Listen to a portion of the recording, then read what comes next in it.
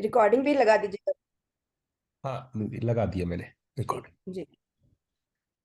तो कौन से प्रश्न से ले? अब जैसे मैंने ग्रुप में देखा था कि एक उसको लेकर के चल रही थी बात। राक्षस मानव पशु मानव से अधिक विकसित क्यों है? राक्षस मानव पशु मानव से, एक ये प्रश्न था। तो मुझे लगता है कि बाबा जी ने जो है ना वो नाम दे दिया है। और एक्चुअली में मतलब हम लोगों का जो देखेंगे राक्षस के प्रति जो एक समाज में या फिर परंपरा में राक्षस बहुत ही खराब मतलब व्यक्ति को माना गया। और जब यहाँ पर सुनते हैं तो राक्षस मानव पशु मानव से श्रेष्ठ, तो फिर थोड़ा सा डाइजेस्ट नहीं होता, क्योंकि राक्षस के जो एक हमारे में इमेजिनेशन है, जो चित्रण है, वो अलग तरीके से है।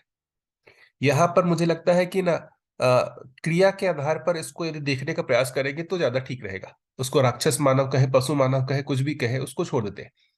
तो अभी यदि पशु मानव जिसको कह रहे हैं ना, पहले इसको समझते हैं। तो जैसे पशु मानव को समझने के लिए यदि पशु को देखे, जानवरों को देखे, तो उनमें जो जीवन क्रियाओं में डेवलपमेंट है वो मैक्सिमम देखेंगे तो मन का ही डेवलपमेंट है। चित्त वृत्ति का वैसा डेवलपमेंट नहीं है, है ना। मन का डेवलपमेंट मतलब जीने की आशा, चयन, आस्वादन, बस इतने में ही वो सीमित है। देखिए ना आप, जितने भी जानवरों को देखिए, मैं वही मतलब सोच रहा था, देख रहा था कि जितने भी जानवर हैं उनका प्रधान विषय देखिए तो यही है, भोजन। जो भी, चाहे शाकाहारी हो मांसाहारी हो, पूरे समय भोजन के लिए ही प्रयासरत है। हर समय उसका देखिएगा लक्ष्य तो एक ही चीज दिखता है, हर समय कैसे भोजन उसको मिल जाए। और आहार हो गया तो उसके बाद फिर वही आहार निद्रा भय में। तो ज्यादातर जो है मुझे आहार निद्रा ही और भय में प्राण भय, इतना ही दिखता है। मैथुन तो उनमें जैसे किसी भी एक खास ऋतु में दिखता है, उसका हर समय नहीं दिखता। लेकिन आहार निद्रा और भय ऐसा ही दिखता है, यही उसका लक्ष्य है। इतना ही उसका हो रहा है तो उसकी तृप्ति जैसी भासती है उसको, मतलब इससे ज्यादा का वो सोचता ही नहीं है ना। अब यदि बहुत सारे मतलब व्यक्ति को देखे, उनका भी लक्ष्य देखेंगे तो इतना ही है, उससे ज्यादा वो सोचते ही नहीं है। मतलब उनमें विचार की क्षमता या फिर जो है सोचने की क्षमता, चित्रण की क्षमता बहुत डेवलप नहीं हुई हुई है। बस इसी के ही लक्ष्य को मिल जाए, उसी को करके वो निश्चिंत रहते हैं। तो जैसे बहुत सारे मतलब देखेंगे कैसे, मतलब उसको मैं अलग तरीके से, जैसे ट्राइबल है या बहुत सारे ऐसे हैं, उनका लक्ष्य देखेंगे तो ऐसा ही है, भोजन मिल गया, रहने को मिल गया, उतने में ही तृप्ति है। उससे ज्यादा सुख क्या चीज है, सुख के लिए सोचना, उसके लिए प्रयास करना, ऐसा नहीं दिखता। जो लोग उससे ज्यादा डेवलप हुए हैं, जैसे जिनमें चित्तवृत्ति डेवलप हो गया है ना, तो वो अब सिर्फ वो आहार से विहार से तृप्त नहीं हो रहे, उससे ज्यादा वो सोच रहे हैं कि मैं क्या करूं, मतलब नाम कमाऊं, पैसे कमाऊं, है ना, और अलग तरीके के भोग करूं। मतलब वो भोग में सिर्फ भोजन मिल गया उतने से तृप्ति नहीं, भोजन में अब स्वाद से मतलब कितनी भिन्नताएं हो सकती है, अलग अलग तरीके से सोच रहे हैं, उसके लिए संग्रह सुविधा कर रहे हैं। तो उनमें देखेंगे तो चित्त वृत्ति का डेवलपमेंट शुरू हो गया है। मतलब चित्त वृत्ति का डेवलपमेंट जो है, जो जो जीव चेतना के क्लोज है, जो पशुओं के क्लोज है, उससे ज्यादा डेवलप हुआ हुआ है। अभी भी संसार को देखेंगे तो ऐसे व्यक्ति ही संसार को चला रहे हैं जो महत्वाकांक्षी है, जिनकी देखेंगे तो चित्तवृत्ति डेवलप है, वही संसार को चला रहे हैं। बाकी लोग उनके अनुसार चल रहे हैं जो पशुओं के क्लोज है। तो उस अर्थ में दो चेतना में देखेंगे कि एक बहुत जो क्लोज, जिसमें मन ही एकदम पूरी तरीके से हावी है और पशुओं के जैसा ही वो विषय को स्वीकार करके जी रहे हैं। और दूसरे जो है वो मन के साथ साथ उससे ज्यादा का आप सोच विचार कर रहे हैं और संसार को अपने हिसाब से चला रहे हैं, वातावरण का निर्माण कर रहे हैं, उनके अनुसार ही चल रहा है। तो ऐसे लोग देखेंगे इनसे ज्यादा डेवलप है, उनको नाम दे दिया गया राक्षस मानव। तो ज्यादातर देखेंगे तो राक्षस मानव चलाने वाले के टर्म में, और जो पशु मानव है चलने वाले के। इस अर्थ में राक्षस मानव और पशु मानव को देख सकते हैं क्रियाशीलता के आधार पर, जीवन की क्रियाशीलता के आधार पर। वो राक्षस नाम से जो है उसको जोड़ेंगे तो फिर दिक्कत है, ये नाम थोड़ा सा एक अलग तरीके का अपने लोग में इमेज बनाता है। ठीक है, ये बात पकड़ में आ रही है?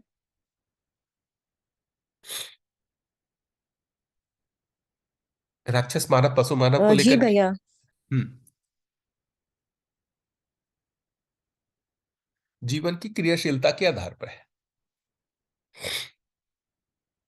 आज से मतलब जैसे चले जाए, मतलब 500 साल पहले, 1000 साल पहले तो बहुत कम ही लोग थे जो मतलब मुझे लगता है कि संसार को चलाने वाले। ज्यादातर लोग तो जैसे प्रजा जिसको कहते हैं ना, तो प्रजा मतलब बस उसमें देखेंगे तो वो किसी के अनुसार चल रही है, उसको कोई चला रहा है। चलाने वाले जो है वो सातिर होते हैं, और सातिर होने के लिए चित्तवृत्ति का डेवलपमेंट आवश्यक है।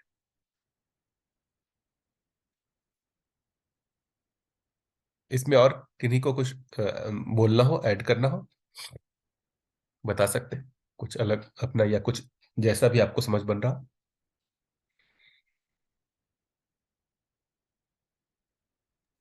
और भैया आगे जागृति के लिए तो दोनों की पात्रता एक सी होगी, या मतलब वो इंडिविजुअल वेरिएशन है, मतलब ऐसा नहीं है कि पशु या वर्सेस राक्षस में कोई प्रायोरिटी पे रहेगा ऐसा कुछ। देखिए, चित्तवृत्ति का डेवलपमेंट जिसमें ज्यादा डेवलप है वो निश्चय ही जागृति के बारे में पहले सोचेगा। अभी भी देखेंगे तो जितने भी लोग मान लेते हैं कि इस दर्शन को समझने में आए हैं, उसमें मेरा अपना आकलन है, वो सही भी हो सकता है, गलत हो सकता है।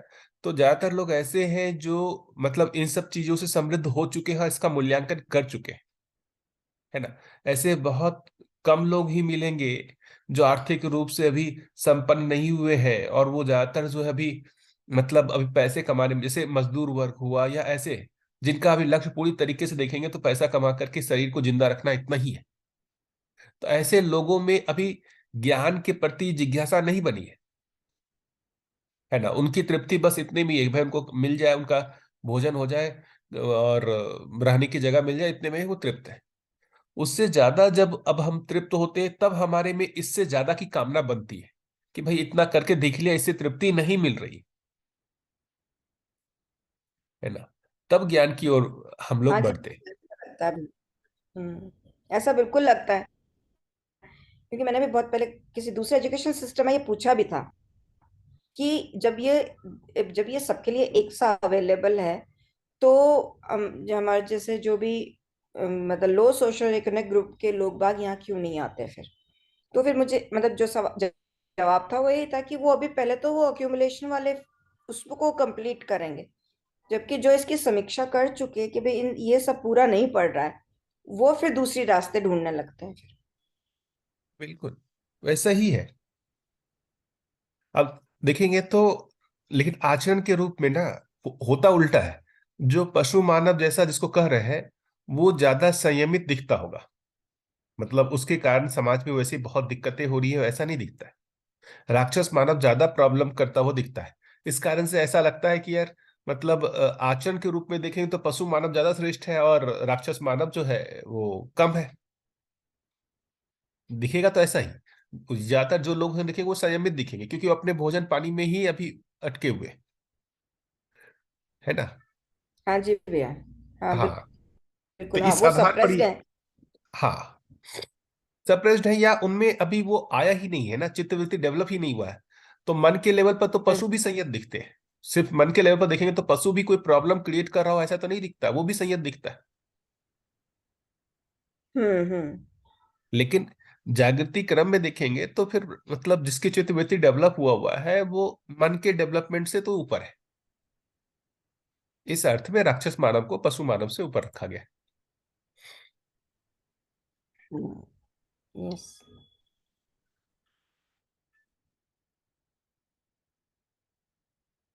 एक और चीज था, प्रतिभा और व्यक्तित्व को लेकर के। पहले प्रतिभा होती है या व्यक्तित्व होता है? तो ये दर्शन को पढ़ेंगे तो कई जगह उसके बारे में बात हो रही है। प्रतिभा को जो है वो अ, निपुणता, कुशलता, पांडित्य के रूप में बताया गया है, और व्यक्तित्व जो है उसका प्रकटन के रूप में, आहार विहार व्यवहार के रूप में। मतलब प्रतिभा को देखेंगे तो वो उसकी एक स्थिति के रूप में है, मतलब जागृति इज इक्विवेलेंट टू प्रतिभा। और जब हम उसको व्यक्त करते हैं, आचरण में लाते हैं, तो वो हमारा व्यक्तित्व होता है।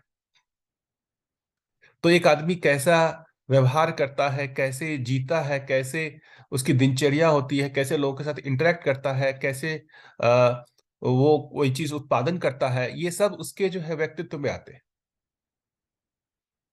अभी प्रतिभा जो अपन मानते हैं ना, वो किसी एक तरीके के खास चीज में मानते हैं। मतलब अ, कोई कार्य कुशलता जो है, उस चीज में हम प्रतिभा मानते हैं। मतलब तीन चीजों में कहा गया है प्रतिभा। एक तो पांडित्य, फिर कुशलता, फिर निपुणता। तो जैसे निपुणता हो सकता है कि कोई एक आदमी बहुत मतलब ये कर सकते हैं कि बहुत अच्छा कोई एक सामान बना लेता है ना। कोई खाने का सामान बहुत अच्छा बना लेता है, या फिर कोई एक है, कोई बहुत अच्छा मशीन बना लेता है, कोई बहुत अच्छा ठीक कर लेता है, कोई बहुत अच्छा कोडिंग कर लेता है, कोई बहुत अच्छा मैथ सॉल्व कर लेता है ना। ऐसे प्रतिभाशाली लोग तो अभी दिखते ही हैं। तो जिसको अभी अपन प्रतिभाशाली बोल रहे हैं, वो सब के सब निपुणता में ही आएंगे, कि किसी एक क्षेत्र में वो ज्यादा दूसरे लोगों से ज्यादा डेवलप्ड पाए जाते हैं। जबकि यहाँ दर्शन में जिसको बात कर रहे हैं, वो तीनों के कलेक्टिव ग्रोथ को बात करें, पांडित्य को भी बात करें। पांडित्य का मतलब जो हो गया, जो उसकी जानने की स्थिति है, मतलब जो उसकी जागृति की स्थिति है, उसके आधार पर कुशलता, मतलब जो वो आचरण में व्यक्त हो रहा है। और निपुणता जो बेसिकली जो है, वो किसी कार्य क्षेत्र में अपन उसको समझ सकते हैं कि उसमें कितना डेवलप है। जैसे बाबा जी को देखेंगे, तो उनमें तीनों ही चीजें दिखती थी। पांडित्य भी दिखता था उनमें, कुशलता भी दिखती थी, निपुणता भी दिखती थी। तो जैसे मैं कैसे दिखता हूं, तो पांडित्य तो ज्ञान के रूप में उनमें दिखता ही था, अनुभव के रूप में दिखता ही था। कुशलता लोगों के साथ कैसे निर्वाह करना है, उस चीज में उनमें दिखता ही था, हर व्यक्ति के साथ उनको जीने आता था, इस रूप में उनमें कुशलता दिखती थी। निपुणता देखेंगे तो जैसे आयुर्वेद का वो बहुत अच्छा ट्रीटमेंट करते थे, तो इस दिशा में उनकी निपुणता थी, आयुर्वेद में था, है ना। मतलब उससे पहले हो सकता है वो खेती भी करते थे, उसमें भी होगी निपुणता उनकी, लेकिन मैंने जितना देखा, मतलब जिस आयु में आया उस समय, तो वो आयुर्वेद का करते थे, आयुर्वेद में उनकी निपुणता थी। तो इन तीनों को मिला करके प्रतिभा कहा जा रहा है, और इस तीनों को मिला करके व्यक्तित्व का निर्माण होता है। अभी ऐसे लोग मिल सकते हैं जिनमें किसी एक खास तरीके की मतलब निपुणता हो, लेकिन उससे उनका संपूर्ण व्यक्तित्व तो नहीं बनता। जैसे एक हो सकता है कि बहुत अच्छा डॉक्टर हो,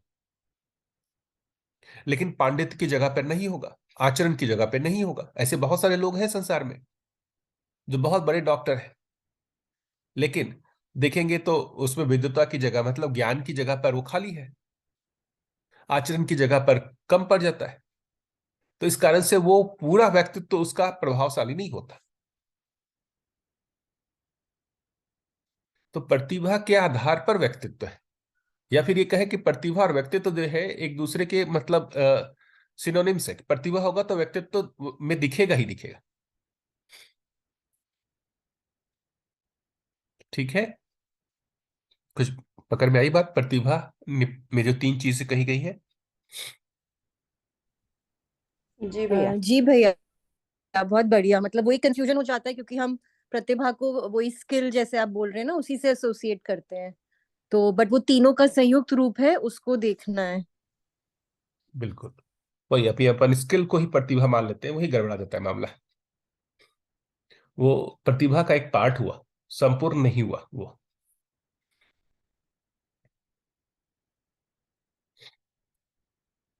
और कोई था इसमें? विजय भैया ने पुराने क्वेश्चंस भी डाल दिए। कौन सा है? भाव और ज्ञान का मूल स्रोत क्या है? ज्ञान और भाव एक दूसरे से कैसे संबंधित है? बगैर ज्ञान के भाव पैदा हो सकता है क्या? जब हम यहाँ भाव बोल रहे हैं, इसका क्या मतलब है? जो नौ मूल्य है उसके बारे में बोल रहे हैं, मूल्य को कह रहे हैं भाव, या किसी और चीज को बोल रहे हैं विजय भैया?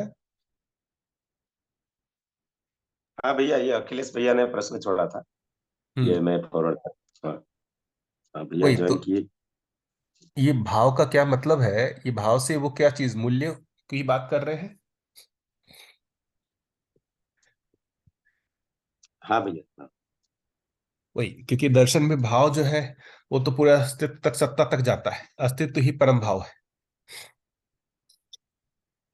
भाव और ज्ञान का मूल स्रोत क्या है देखेंगे। अपन ने फिर से एक बार चर्चा की थी, ये व्यापक की महिमा को जब समझा था, तो फंडामेंटली यदि मेरे अनुसार, मैं जितना अभी तक दर्शन को पढ़ा हूं, तो हर चीज का मतलब मूल स्रोत देखेंगे तो व्यापक ही है ना। क्योंकि जो भी देखेंगे मानस में, मनुष्य में जो पूर्ण संपूर्ण भाव जिसको बोल रहे हैं, जो मूल्यों के रूप में देखेंगे, स्टार्ट विश्वास से होता है, और पूर्णता जो है वो प्रेम मूल्य में जाकर के होता है। प्रेम ही पूर्ण पूर्ण मूल्य कहलाया है। वो व्यापक के अनुभव के बाद ही होता है। तो व्यापक का ही फलन है ये सारे मूल्य। इसको बार बार जो है अपने को समझने की जरूरत है कि जो नौ स्थापित मूल्य की बात हुई है, विश्वास, सम्मान, स्नेह, ममता, वात्सल्य, कृतज्ञता, गौरव, श्रद्धा, प्रेम, तो देखेंगे तो विश्वास को साम्य मूल्य कहा गया, जो हर एक संबंध में रहता ही है। और प्रेम को पूर्ण मूल्य कहा गया, मतलब अब और इससे ज्यादा कुछ है नहीं। तो प्रेम होने के लिए वो ब्रह्मानुभूति के बाद ही होता है। ब्रह्मानुभूति से पहले प्रेम मूल्य आता ही नहीं है। इसका मतलब ब्रह्मानुभूति होने से ही जीवन में ये भाव विकसित होता है। तो इसका कारण देखेंगे तो ब्रह्म ही हुआ।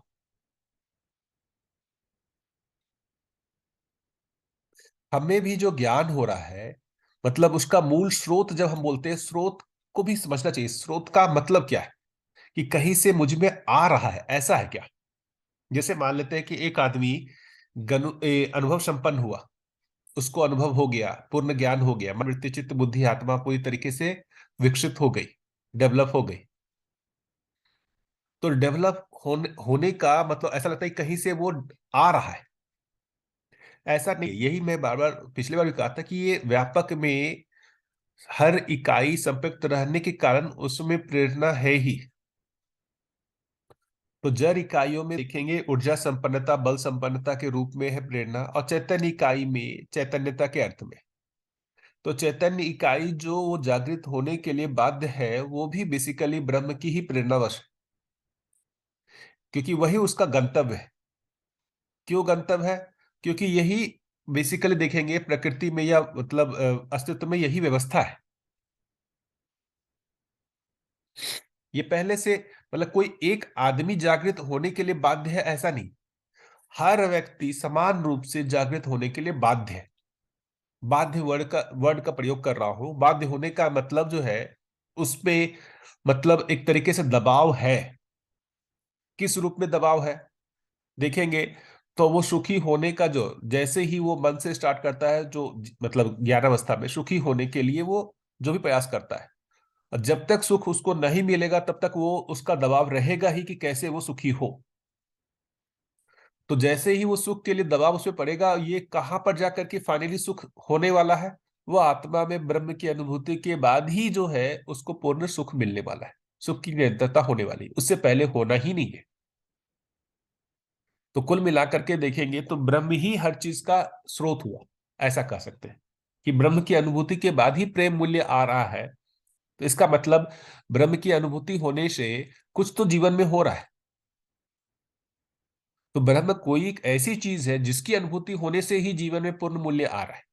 उसकी अनुभूति नहीं होने से वो नहीं आ रहा है। तो हर एक चीज के पीछे जो मुझे स्रोत लगता है वो ब्रह्म ही है। इसलिए परंपरा में भी इसको ब्रह्म को लेकर के काफी मतलब महत्व दिया गया है। लेकिन यहां पर यही बात कर रहे हैं कि ब्रह्म स्रोत के रूप में उसको ऐसा ना समझे कि ब्रह्म प्रेरणा के रूप में है, लेकिन वो कर्ता के रूप में नहीं है, भोक्ता के रूप में नहीं। कर्ता भोक्ता तो जीवन ही है। ये एक दर्शन अलग चीज कर रहा है कि जो हम लोग कर्ता भोक्ता जो कर रहे हैं वो जीवन ही है। जीवन ही ब्रह्म का अनुभव करता है। जीवन ही ब्रह्म के अनुभव के बाद वो प्रमाण प्रस्तुत करता है। और कोई लोग इस पे कैसा जैसा सोचते हैं उस पे व्यक्त होना चाहिए, मुझे लगता है सभी लोगों को।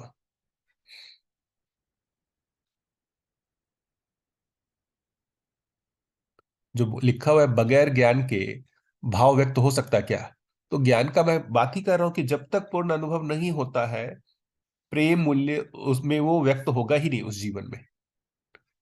तो ज्ञान के बिना तो भाव व्यक्त होता ही नहीं है। हाँ, मतलब वो आंशिकता में जरूर दिखेगा, वो तो पशुओं में भी दिखता है। आप देखेंगे कि ममता जो मूल्य है वो पशुओं में भी दिखता है, लेकिन उसकी पूर्णता जो है, वो जो पूर्ण मूल्य जो प्रेम का है, वो पूर्ण अनुभव के बाद ही है।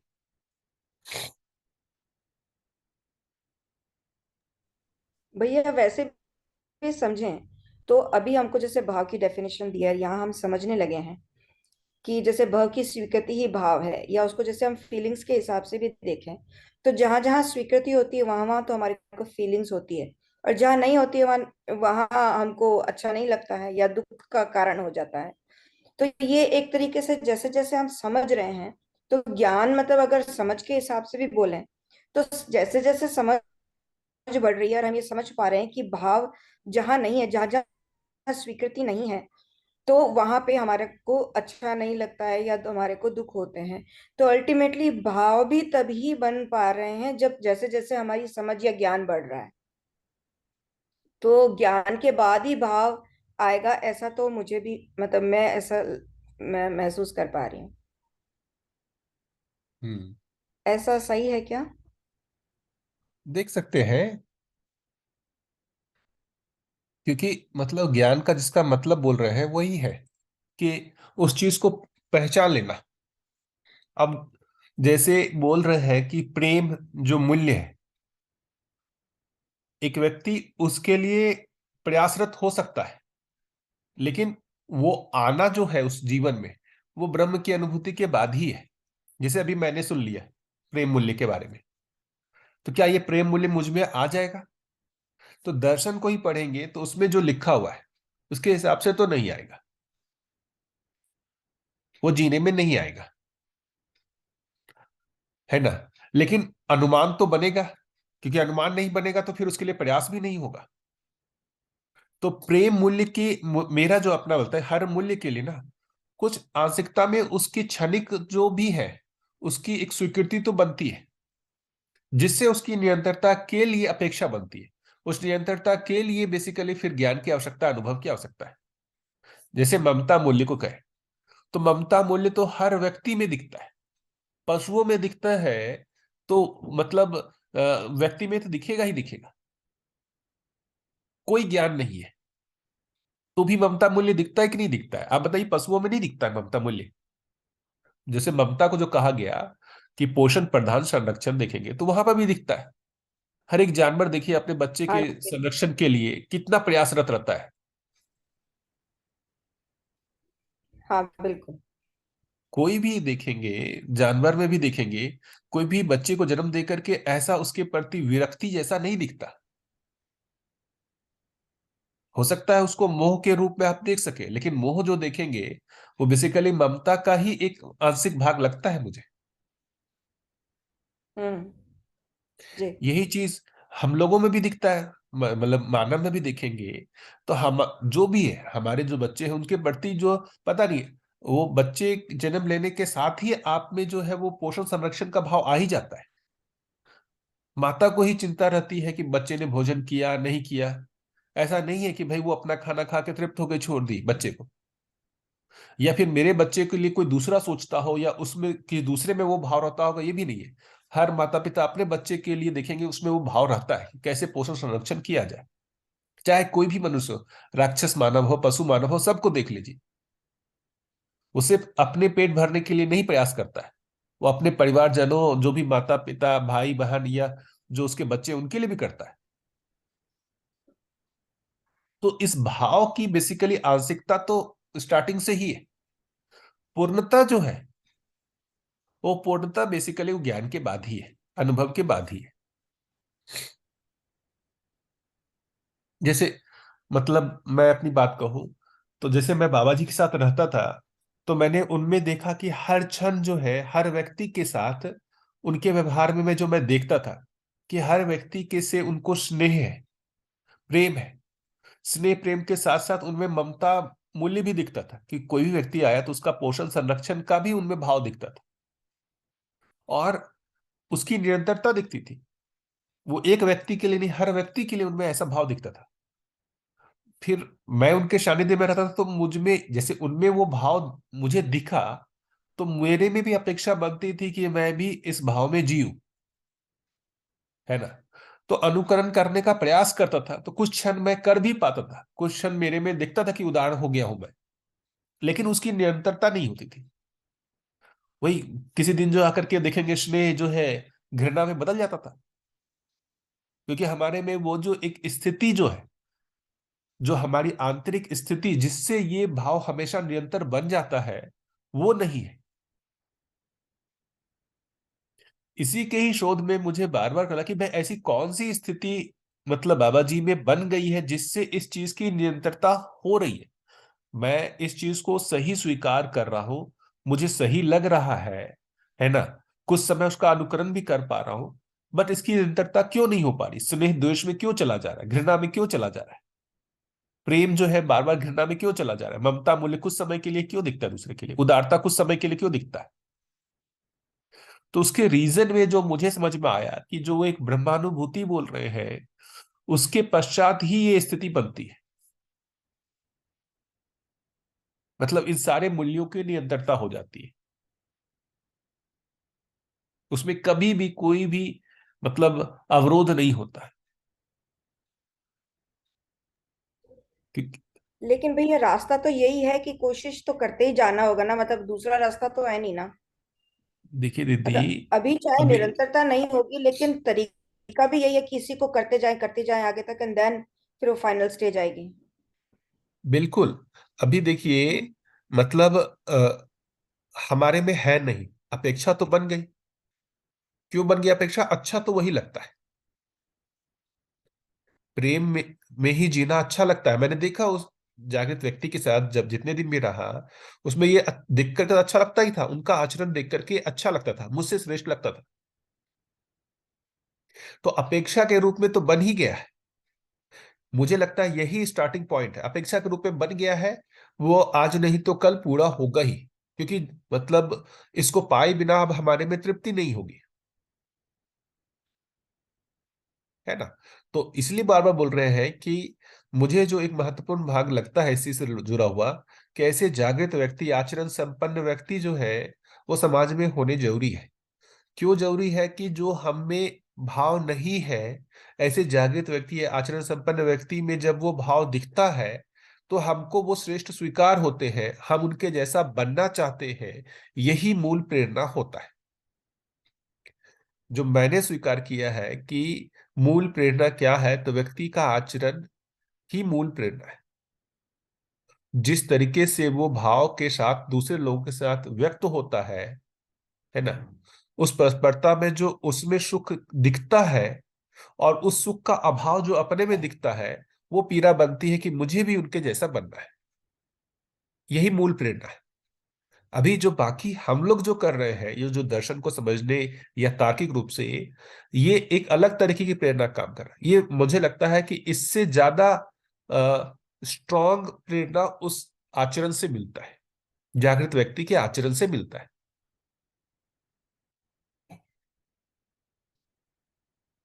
ठीक है। जी भैया।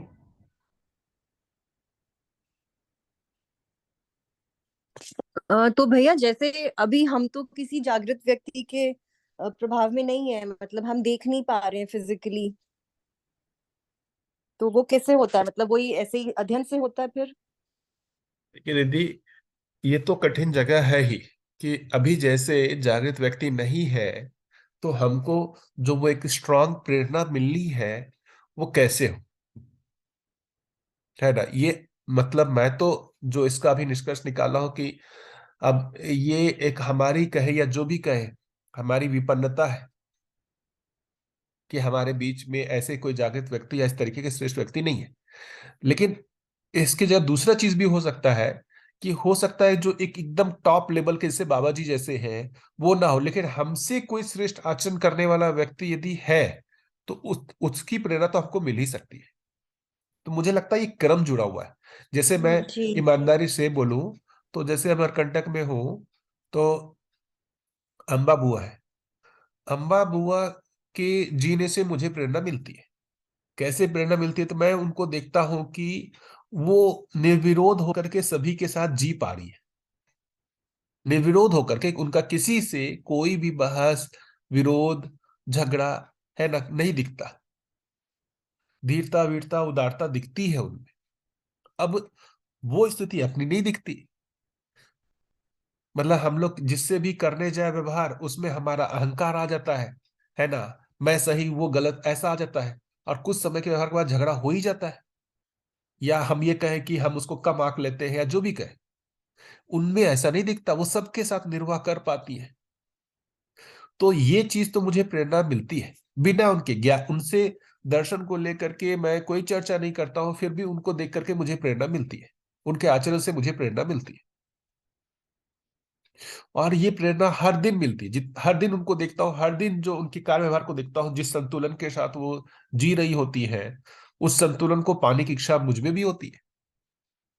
तो हम सभी लोगों के लिए मुझे लगता है कि एक महत्वपूर्ण भाग है कि ऐसे व्यक्तियों को पहचानना चाहिए जिनके आचरण हमसे श्रेष्ठ हो, और उनसे लगातार इंटरेक्शन करते रहना चाहिए, ताकि हमको वो प्रेरणा मिलती रहे। नहीं, वो नहीं होने की स्थिति में क्या होता है, हमारा ध्यान अपनी ओर नहीं जाता, हमारा ध्यान पर मूल्यांकन में ज्यादा चला जाता है, और हम दूसरे के दोषारोपण में ज्यादा चले जाते हैं। हमारा ध्यान अपनी ओर जाता ही नहीं है। हमारा ध्यान अपनी ओर कब जाता है? जब हमसे ज्यादा श्रेष्ठ आचरण करने वाला कोई व्यक्ति हमारे सामने आ जाता है, तब फिर हमारा ध्यान अपनी ओर जाने लगता है।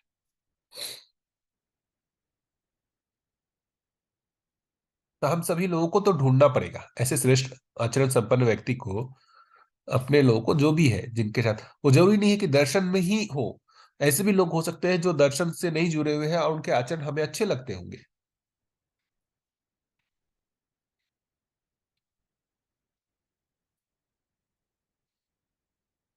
ऐसा है कि नहीं?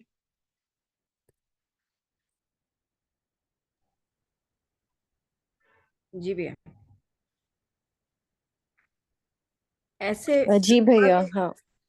हाँ, ऐसे लोग बाग जैसे दिखे भी हैं, जिन जो बहुत ही संयमित या बहुत ही मतलब जो कि ना कूल और ऐसे लोग बाग दिखते हैं, उनको देख के अच्छा तो लगता ही है कि कोई आदमी इतना कूल या इतना सरल कैसे हो सकता है। हालांकि अगर मतलब डीपली भी देखें तो एक आध जनों को जिनको मैं जानती थी, उनके पास में ऐसा कोई ज्ञान नहीं था।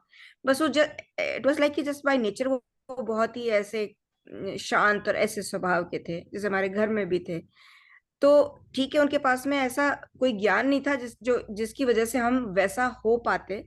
लेकिन देख के अच्छा लगता है, इसमें कोई डाउट नहीं है। मेरे को एक और चीज लगता है यदि कि मतलब जो अभी का एजुकेशन सिस्टम हो गया है, जो बहुत लॉजिकल हो गया है ना, तार्किक हो गया है, लेकिन उसमें इस आचरण की तरफ कोई ध्यानाकर्षण ना होने के कारण जो है, मतलब लोगों में अहंकार प्रवृत्ति ज्यादा हो गई है। मतलब स्वयं को श्रेष्ठ मानने की प्रवृत्तियां ज्यादा हो गई है। इस कारण से मतलब जो आपस में जो जीना है उसमें बहुत कम पड़ गए हैं लोग। तो मुझे लगता है कि ये सारी चीजों का ध्यानाकर्षण यदि मतलब छोटे से ही करवाया जाए कि श्रेष्ठता जो है बेसिकली आचरण ही श्रेष्ठ है। रूप, बल, धन, पद जो है ये श्रेष्ठ नहीं है। हम अभी कहीं ना कहीं पद के आधार पे, या रूप के आधार पे, या बल के आधार पे हम चीजों को श्रेष्ठ बना देते हैं। उस श्रेष्ठता से अहंकार आ जाता है। अहंकार आने से आचरण में दिक्कत हो जाती है। मतलब आज के भी दिन देखेंगे तो सम्मान कैसे व्यक्तियों का है। एक बहुत अच्छा एक्टिंग करता है, जैसे हीरो हीरोइन को देखेंगे, बहुत मतलब एक्टिंग जैसा, मतलब एक्टिंग का मतलब क्या है? वो नकली एक्टिंग, मतलब जो वो है नहीं, वो दूसरे तरीके का एक्टिंग करता है। और वो देखिए मतलब वो समाज के लिए आदर्श बने हुए हैं। बाबा जी जैसे लोग, कितने लोग समाज के लिए आदर्श बने हुए हैं। नहीं बने हुए। तो आचरण जो है, मुझे लगता है कि वो बेसिकली बहुत बड़ी प्रेरणा है। वो साथ में ऐसे आचरण संपन्न व्यक्ति के साथ जीने से स्वयं में एक जो कहे ना प्रेरणा मिलती है। मैं देखा कि बहुत सारे लोग जब बाबा जी थे सशरीर, और बाबा जी से मिल करके उनको ऐसा लगता था कि बैटरी चार्ज हो गया हो, जैसे कोई डिस्चार्ज हो गया था और प्रेरणा नहीं थी। उनसे मिले और उनको बैटरी चार्ज हो गया हो, ऐसा लगता था। आप लोग में से जितने लोग कोई मिले होंगे तो अपना एक्सपीरियंस बता सकते हैं बाबा जी के साथ, क्या ऐसा उनको प्रेरणा जैसा मिलता था या नहीं मिलता था? मुझे तो हर दिन मिलता था, इसलिए मैंने कहा।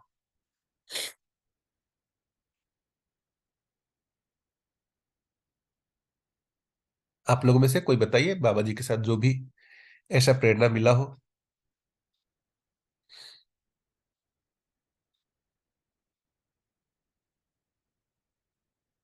आप लोगों से कोई नहीं मिले हैं बाबा जी से?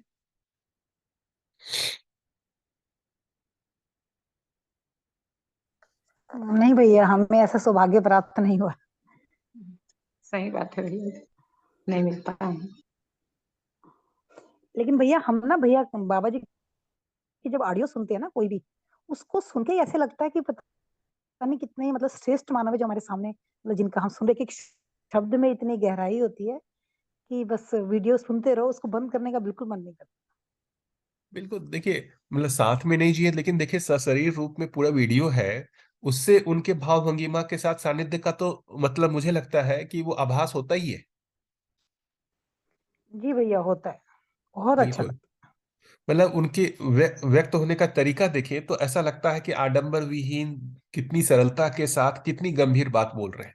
कोई एक तरीके का अपना दिखावा या कोई एक पद बना लिया हो, है ना, एक दूरी बना के बात कर रहे हो, ऐसा बिल्कुल नहीं लगता है। एकदम सामान्य व्यक्ति जैसा ज्ञान की बात कर रहे हैं।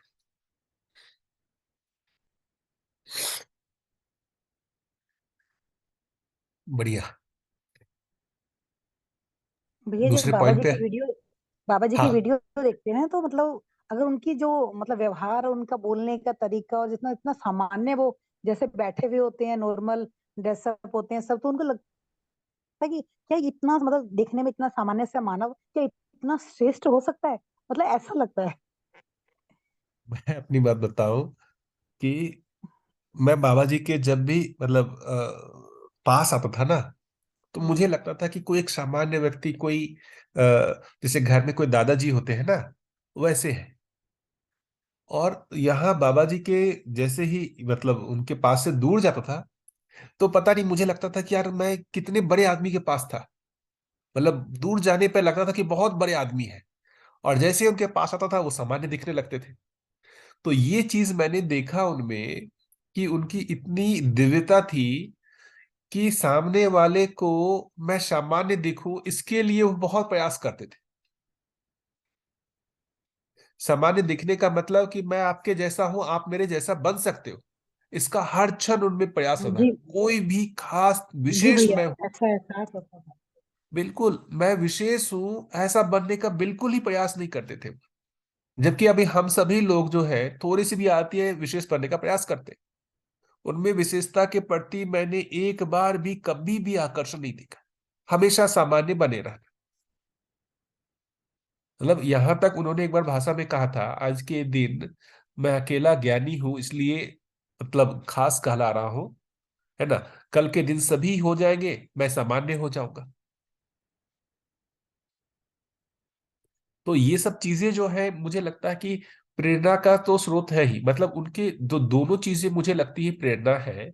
एक तो जो उन्होंने भाषा दिया, तर्क दिया पूरे अस्तित्व को समझने की, जिसको अभी हम लोग कर रहे हैं, है ना, उससे भी उनके मतलब अनुभव आयाम को लेकर के पता चलता है। उनके प्रति जो भी है कृतज्ञता का भाव आता है ना। दूसरा जो उन्होंने जिया, वो भी मतलब मुझे लगता है कि हर लोगों में प्रेरणा का स्रोत था। जितने लोगों के साथ वो जिए, मुझे आश्चर्य होता है, हर व्यक्ति उनके ऊपर विश्वास कर पाता था। जैसे अभी मेरे साथ जितने भी लोग जीते, सब लोग मुझ पर विश्वास करते हैं ऐसा नहीं है, बहुत कम ही लोग मेरे पर विश्वास करते हैं। लेकिन उनके साथ जो है जितने भी लोग जिए, सब लोग उन पर विश्वास कर पाते थे। ये अद्भुत बात है। यही चीज मैं अम्बा बुआ में भी देख पाता हूँ। जितने लोगों के साथ वो जीती है, वो सभी लोग उन पर विश्वास करते हैं। मैं अद्भुत चीज कर रहा था, जैसे अभी स्वामी सेवक वाला जो अपन कर रहे हैं, तो इनके मतलब अंदर में भी कुछ लोग हैं जो काम करते हैं, जिसे खेत में काम करना है, सब कुछ काम करना है। मैं देखता हूँ कि किस तरीके से वो उनका ध्यान रखती है। मतलब एक होता है ना कि भाई वो सेवक है, नौकर है, उसको उसके साथ मतलब देखना, उससे मतलब जैसे कि उसका शोषण करना, उससे ज्यादा से ज्यादा करवाना, ऐसा नहीं दिखता हूं मैं। एक सहयोगी के रूप में, मतलब एक जो है उसके साथ जो है मतलब जीना, उसके जो है जो भी दायित्व कर्तव्य है उसका निर्वहन करना, ये सब कुछ वो करती है। तो ये सब देख करके मुझे भी प्रेरणा मिलती है कि भाई मुझे भी ऐसा होना है ना। तो जैसे अभी हम भी अपनी बात कर रहे हैं कि जैसे अभी हम लोग को होता है ना दिक्कत, कि भाई मैं अकेले इस दर्शन में जुड़ा हूँ, परिवार के लोग सपोर्ट नहीं कर रहे हैं। उसका बहुत बड़ा रीजन मुझे लगता है कि हमारा आचरण में नहीं है। भाषा रूप में आ गया है, आचरण में नहीं है। इसलिए उनको कोई श्रेष्ठता मुझ में नहीं दिख रही। श्रेष्ठता मुझ में नहीं दिख रही है, तो मेरे कारण जो दर्शन के प्रति श्रेष्ठता होनी चाहिए वो भी नहीं दिखती। दर्शन की श्रेष्ठता का उनके लिए सोच तो मैं हूं, मुझ में ही कोई श्रेष्ठता नहीं दिख रही है, तो दर्शन को वो श्रेष्ठ क्यों मानेंगे? यदि मुझ में श्रेष्ठता दिखती हो तो वो दर्शन को भी श्रेष्ठ मानेंगे। तो इसके लोकव्यापीकरण के लिए मुझे जो लगता है कि जो दर्शन जो फैलना है उसमें बहुत बड़ा भाग हमारा आचरण भी है। आचरण में बहुत बड़ा भाग देखेंगे तो मूल्य भी है। मूल्य के साथ ठीक है, जो अपन स्वाधन की बात कर रहे हैं, स्वावलंबन की बात कर रहे हैं, वो भी एक भाग है। लेकिन सबसे महत्वपूर्ण भाग मुझे मूल्य लगता है, कि हम व्यक्ति के साथ जीने में कितनी धीरता, वीरता, उदारता का परिचय दे पाए। दया, कृपा, करुणा तो बाद की बात है, धीरता, वीरता, उदारता ही कितना देख पाए, कितना हम दूसरे के निगेटिव से निष्प्रभावित रह पाते हैं। अभी तो तुरंत ही प्रभाव आ जाता है, तुरंत ही गुस्सा आ जाता है, तुरंत ही हम कुछ एक तरीके से कहें कि रिएक्शन कर देते हैं। इससे उनको हमारे जीने में कोई श्रेष्ठता नहीं दिखती। वो हमारे को अपने जैसा ही दिखता है कि यार वो तो मेरे जैसा ही है, क्या उसको श्रेष्ठ मानना। तो इस कारण से उसको प्रेरणा नहीं मिलती है। आप लोग बताइए, आप लोग का क्या एक्सपीरियंस है इस बारे में?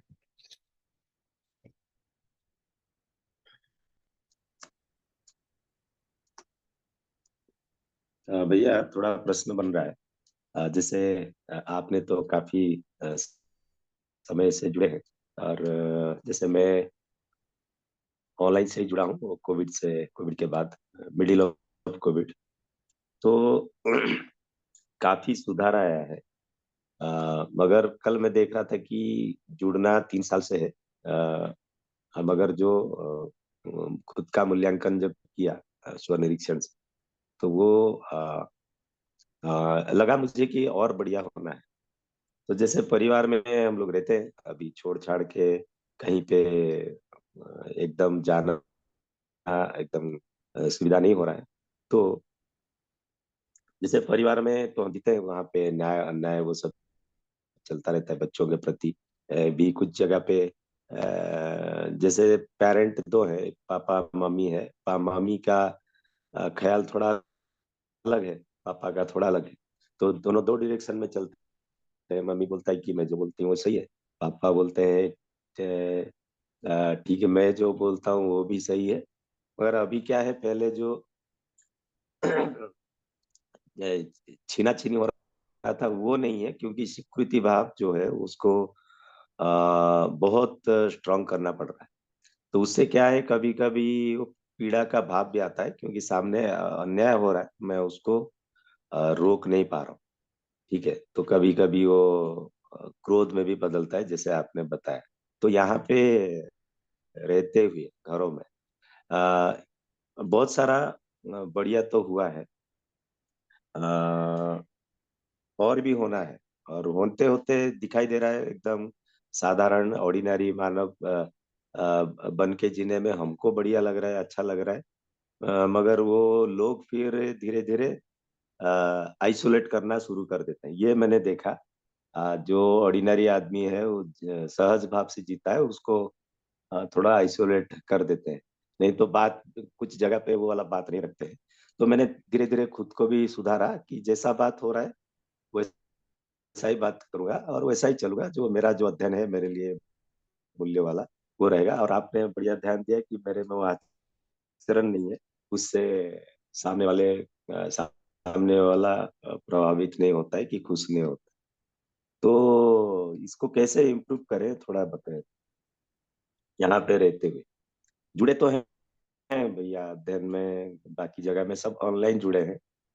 और यहाँ पे जैसे राकेश भैया भी है मेरे घर के पास बैंगलोर में, उनके पास कभी कभी जाता हूँ। ऐसा प्रश्न नहीं बनता है तो उनको डिस्टर्ब करना भी बहुत बढ़िया नहीं लग रहा है। मगर और क्या हो सकता है घर में रहते हुए। ये मतलब मेरा तो जो एक खुद का देखा मैंने कि जैसे अपने परिवारों में इसकी स्वीकृति क्यों नहीं बनी, तो मतलब उसका मूल रीजन तो मुझे समझ में आता है कि मैंने जो है कोई श्रेष्ठ आचरण का प्रमाण दिया नहीं, है ना। श्रेष्ठ आचरण का मतलब है कि धीरता वीरता उदारता का परिचय नहीं दिया। कहीं ना कहीं हमने क्रूरता, क्रूरता का मतलब ही है कि जिसको देखें क्रोध, इसको देखेंगे तो क्रूरता ही के रूप में है ना, या इस तरीके का ही कुछ परिचय दिया। तो मुझे लगता है कि जो मतलब जो जिज्ञासा होनी है, ज्ञान के प्रति जो एक बोलते हैं ना आवश्यकता बननी है, उसका बहुत बड़ा भाग ये है कि मेरे में ये चीज नहीं है और मुझे ये चीज चाहिए ही चाहिए। मैं अब मतलब ये धीरता वीरता उदारता के बिना मैं नहीं जी सकता। मैं क्रोध के साथ नहीं जी सकता, क्रूरता के साथ मैं नहीं जी सकता। और ये सब रिफ्लेक्ट होंगे आप जहां जी रहे हैं, जिनके संबंधों में जी रहे हैं, वहीं पर आपका रिफ्लेक्ट होता है। मतलब जो ये अपने में कमियां हैं, उन कमियों से मुक्त होने की तीव्र इच्छा होना, ठीक है। उसके साथ साथ अब दिक्कत मतलब क्या था ना, पहले परंपरा में इन कमियों से सिर्फ मुक्त हो, सही का कोई प्रस्ताव था नहीं। इसकी जगह अब बाबा जी यहाँ पर सही का प्रस्ताव ही बोल रहे हैं। तो अब हमारा उद्देश्य मात्र इन कमियों से मुक्त होना नहीं है, सडावेशों से मुक्त होना नहीं है कि मुझे को सडावेश से मुक्त होना है, जैसे काम क्रोध लोभ मोह मद आचरण से मुक्त होना है। इसकी जगह हमारे में सही होना है, उसका भी अपेक्षा होना पड़ेगा। मतलब मैं धीरता वीरता उदारता संपन्न हो जाऊं, इसकी तीव्र इच्छा बनना होगा। और ये कहाँ दिखेगा? आप अपने पत्नी बच्चे, है ना, माता पिता भाई बहन मित्र, इनके साथ जो आप व्यवहार करते हैं, उसमें अपने आप को हर क्षण जांचना होगा कि भाई कितना हम धीरता वीरता उदारता कर रहे हैं, या कितना हमारा लॉक हो जाता है। जैसे अभी देखिए कि कोई भी चीज कर रहे हैं, किसी व्यक्ति से हमको काम करवा रहे हैं, उसने कुछ अरंगा डाल दिया, कुछ भी हो गया, अब हमारे अंदर उसके प्रति बुरे विचार आने लगते हैं, खराब विचार आने लगते हैं, अरे वो ऐसा है ऐसा है। उसके बारे में हम दुष्प्रचार करने लगते हैं, सभी लोगों की शिकायत सामने शिकायत करने लगते हैं। तो ये कौन सा धीरता का परिचय हुआ? तो मुझे तो बार बार लगता है कि भाई ये जो मतलब जो ये धीरता वीरता उदारता है ना, यही स्वभाव है मेरा, मैं ऐसा ही होना चाहता हूं, ये स्ट्रांगली अपने आप में आना। मतलब इसको धीरता वीरता उदारता कहें तो मूल्यों के रूप में विश्वास को बोल रहे हैं, विश्वास सम्मान स्नेह, ये सारे मूल्य मुझ में आ जाए, है ना। मैं अविश्वास के साथ नहीं जीना चाहता, मैं एक दूसरे पर अविश्वास घृणा, है ना, द्वेष करके मैं नहीं जी सकता। तो इन सारी चीजों से मतलब मुक्ति की कामना और उस सही को पकड़ने की तीव्र इच्छा होना बहुत जरूरी है। उसी के अर्थ में ही यह अध्ययन सार्थक होगा, मुझे तो लगता है यही। जो भी शोध होना है अपना, वो इसी अर्थ में होगा। हाँ, सही बहुत है। बढ़िया भैया, धन्यवाद। और कोई भैया ऐड जैसे करना चाहे? जी भैया, और हाँ। एक बात कहते थे, जैसे बाबा जी को कोई भी चीजों में कुछ गलत हो रहा है, सामने अन्याय हो रहा है, तो प्रभावित नहीं होते थे।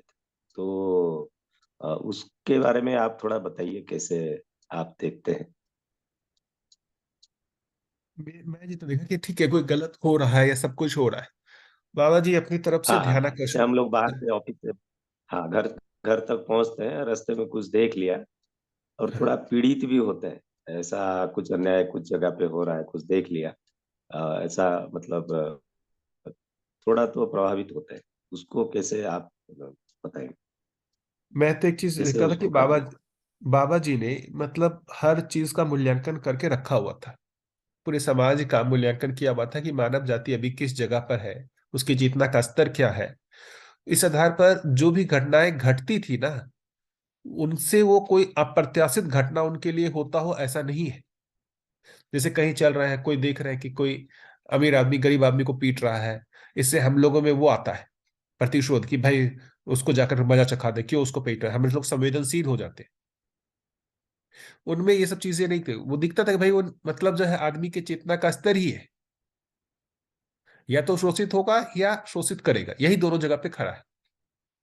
तो वो बेसिकली एक जो कहे ना कि वो मूल्यांकन पहले से उनमें हुआ हुआ था। तो जो भी घटनाएं घट रही थी, मतलब जो भी समाज में वो घटनाएं देखते थे, उस वो अप्रत्याशित नहीं थी, उनमें पहले से ही सब हाँ चीजों के भैया, बहुत प्रति। बढ़िया। हाँ। हाँ, हाँ। अभी हम लोग क्या होता है ना, हमारे लिए अप्रत्याशित, हम अप्रत्याशित का मतलब जिसको हम स्वीकार करने को तैयार नहीं है, वो हमारे आशा में नहीं था, है ना। आप इसे हर दिन देखने लगेंगे तो आप उसको स्वीकार कर लेंगे कि ऐसा ही है, तो आपके लिए वो अप्रत्याशित नहीं होगा, फिर आप उससे परेशान नहीं होंगे।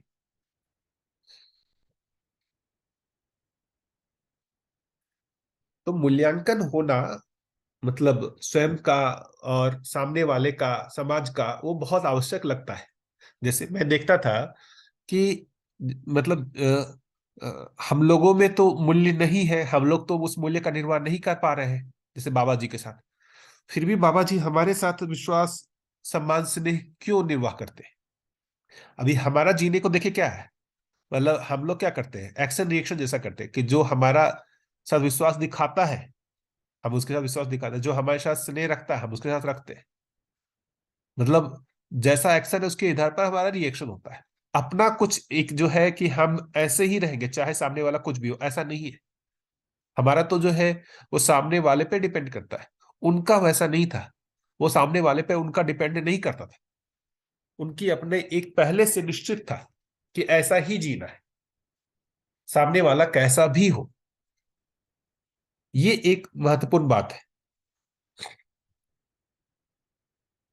ये हम लोगों में कहाँ हो पाता है।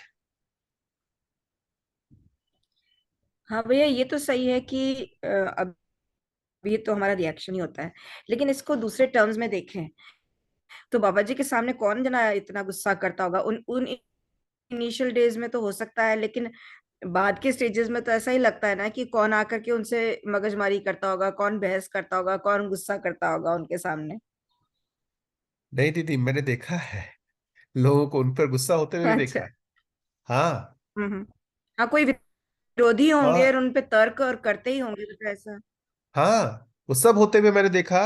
और मुझे आश्चर्य हुआ कि देखिए, बाबा जी की दो स्थितियां देखिए कि सामने वाला यदि सुनने की जगह पर है तो जोर का डांट भी लगाते थे, और सुनने हम्म। की जगह पर नहीं है, अभी वो आवेशित है, तो उसको पुचकारते भी थे। मतलब मेरे सामने की घटना है, अब वो नाम नहीं, जो भी एक व्यक्ति गुस्सा हो रहे, सब कुछ है, बाबा जी बेटा बेटा बेटा कह रहे, कोई रिएक्शन नहीं कि हम पर क्यों गुस्सा हो रहा है या कुछ हो रहा है। स्नेह का भाव एज इट इज बना रहा उस समय भी, और जब वो दोबारा आए उसी स्वागत भाव से उनको स्वीकारा भी। मुझे बहुत आश्चर्य हुआ कि मुझे कोई ऐसा बोलेगा तो मैं तो नहीं कर पाऊंगा, मैं तो नेक्स्ट टाइम उसको देखूंगा तो मेरी त्योरियां चढ़ जाएंगी, भाव भंगिमा बदला हुआ रहेगा, वैसा स्वागत भाव नहीं रहेगा। उनमें वैसा ही रहता था। आश्चर्य होता है।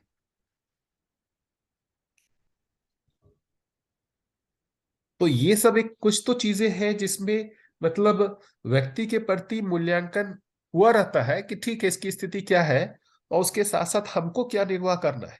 देखिए ना, जागृत व्यक्ति में भी यदि दूसरे से घृणा होने लगे, है ना, दूसरे से प्रॉब्लम होने लगे, तो फिर जागृति का फायदा क्या।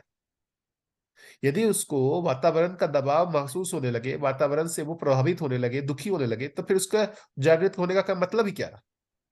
वो तो हम भी हो रहे हैं। तो जागृति का एग्जैक्टली। मतलब ही है कि वातावरण कैसा भी हो, उसका कोई दबाव उस पर नहीं आता। कैसा भी वातावरण हो, उसका कोई दबाव उस पर नहीं आता।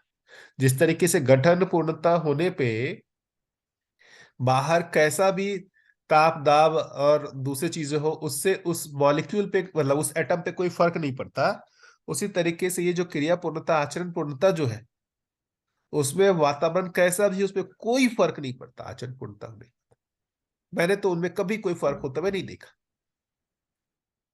कैसे भी वातावरण में उनमें, एक तो हालांकि आप जो बोल रही है सही कि हमेशा अच्छा वातावरण, अच्छे लोग ही आते रहे, लेकिन विपरीत परिस्थितियों में भी मैंने देखा है उनमें कोई प्रभाव होते हुए मैं नहीं देखा। कुछ निरुत्साह हुए, कुछ उनमें दुख हुआ, ऐसा कभी नहीं देखा मैंने तो। यही तो मतलब ये लगता है बार बार कि मतलब हर स्थिति परिस्थिति में जीना आ जाता है, कैसी भी स्थिति परिस्थिति क्यों ना हो। अच्छी परिस्थिति में तो सभी जी लेते हैं, लेकिन हर परिस्थिति में जीना अपने को आना चाहिए, हर व्यक्ति के साथ जीना अपने को आना चाहिए। अपन भाषा रूप में बोल देते हैं, कामना रूप में बोल देते हैं कि हर व्यक्ति के साथ जीना आना चाहिए, लेकिन जब धरातल पे जीने जाते हैं, देखिए उस समय तुरंत बैंड बज जाती है, नहीं जीना बनता है। पर्सनली मैं तो अपनी बात कहूँ कि मुझे इस बात का तो हर क्षण के होता है कि मैं क्यों नहीं जी पा रहा हूँ, क्यों उसके प्रति निगेटिव हो जा रहा हूँ मैं, जो दूसरे व्यक्ति के प्रति जो भी घृणा उपेक्षा, ये क्यों आ जाता है। तो इसको बार बार मुझे लगता है कि मैं अपने को जांचता रहता हूँ कि मतलब ज्ञान में आगे बढ़ने के लिए दूसरे व्यक्ति के साथ प्रेम होना, स्नेह होना, ये बहुत आवश्यक है। यदि हम व्यक्ति से प्रेम नहीं करेंगे तो हमारे में ये मूल्य आएंगे कैसे। तो पूर्व संस्कार वश या पूर्व प्रवृत्तियों वश हो सकता है कि हम में वो सारी घृणा द्वेष ये सब चीजें हो, लेकिन अब बार बार उसको बलपूर्वक ध्यान दिलाने की जरूरत है स्वयं में कि मुझे प्रेम में आना है। कई बार ध्यान जाने के बाद ही जो है अपना वो घृणा और द्वेष सब कम हो जाता है। जब तक ध्यान नहीं जाता है तब तक तो वो होता है, हावी रहता है, प्रभावी रहता है। हमारे अपने कमियों के ऊपर जैसे ही ध्यान जाता है तो वो सब का प्रभाव कम होता है। और उसके साथ साथ जब हम दर्शन को पढ़ते हैं, प्रेम को पढ़ते हैं, स्नेह को पढ़ते हैं, तो ऐसे जो स्वागत भाव भी आते हैं, पॉजिटिविटी भी आती है, अच्छी आशा भी बनती है कि मुझे भी ऐसा जीना है। तो बार बार मुझे लगता है इसी का अभ्यास करना चाहिए, अपने पास और कोई उपाय दिखता नहीं है। या फिर ऐसे कोई श्रेष्ठ मतलब जागृत व्यक्ति होते तो बहुत ही बढ़िया था, हमेशा उनके साथ ही रहते, उनके आचरण से हर समय प्रेरणा मिलते रहती। जब वो नहीं है तो अपना स्वनिरीक्षण जो है हर क्षण हमारा अपनी ओर ध्यान आकर्षण कराएगा। वो महत्वपूर्ण भाग लगता है कि अपना स्वनिरीक्षण होना हर समय। भैया उनसे प्रेरणा मिल भी जाती तो भी अध्ययन तो अपने को ही करना पड़ता ना। हाँ, वही प्रेरणा मिलने के बाद ही अध्ययन है, प्रेरणा नहीं तो अध्ययन भी क्यों। तो प्रेरणा मिलती है तो हमें वो आता है, एक तरीके से कहे उत्साह उमंग आता है उनके जैसा बनने का। यदि प्रेरणा ना हो तो हमें उत्साह उमंग नहीं होगा। अभी भी देखेंगे जो लोग जिससे प्रेरित होते हैं, जैसे कोई बहुत अच्छा मतलब बिजनेसमैन है, उससे कोई प्रेरित होता है तो उसके ऐसा बनने का प्रयास करता है। कोई बहुत अच्छा मान लेते हैं इंजीनियर है, या कोई भी बहुत अच्छा मैथमेटिशियन है, कोई बहुत अच्छा फिजिसिस्ट है, कोई बहुत अच्छा डॉक्टर है, उसको जो भी मतलब प्रेरित होते हैं उसके ऐसा बनने का प्रयास करते हैं। उसके ऐसा बनने के लिए उनमें उत्साह रहता है, उमंग रहता है।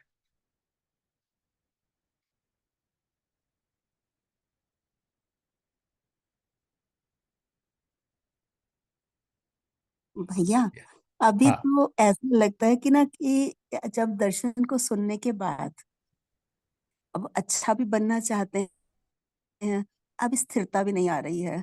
अब ऐसा हो जाता है कि अब ना ऊपर से तो हम बहुत अच्छा व्यवहार भी कर रहे हैं, काम भी सारे कर देते हैं, सब कुछ, ताकि क्योंकि मतलब समझ आ रही है कि नहीं हमें अच्छा करना है।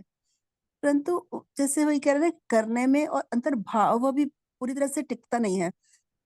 तो वो जो चीज है उल्टा ज्यादा ऐसा लग रहा है कि ना कि कहीं ना कहीं कुछ बनावटी तो नहीं है, ये मुस्कुराहट भी बनावटी तो नहीं हो रही है सब कुछ अभी, क्योंकि अंदर तो स्थिरता आ नहीं रही है।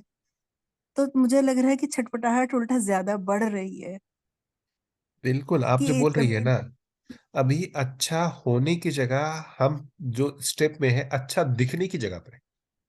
हम अच्छा दिख जाए हाँ, सामने वाले को।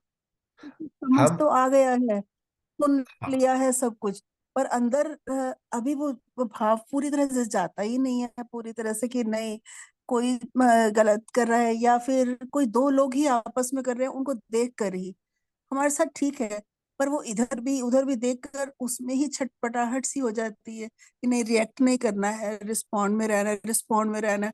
तो लगता है अभी रिस्पॉन्ड भी आर्टिफिशियल है उसमें।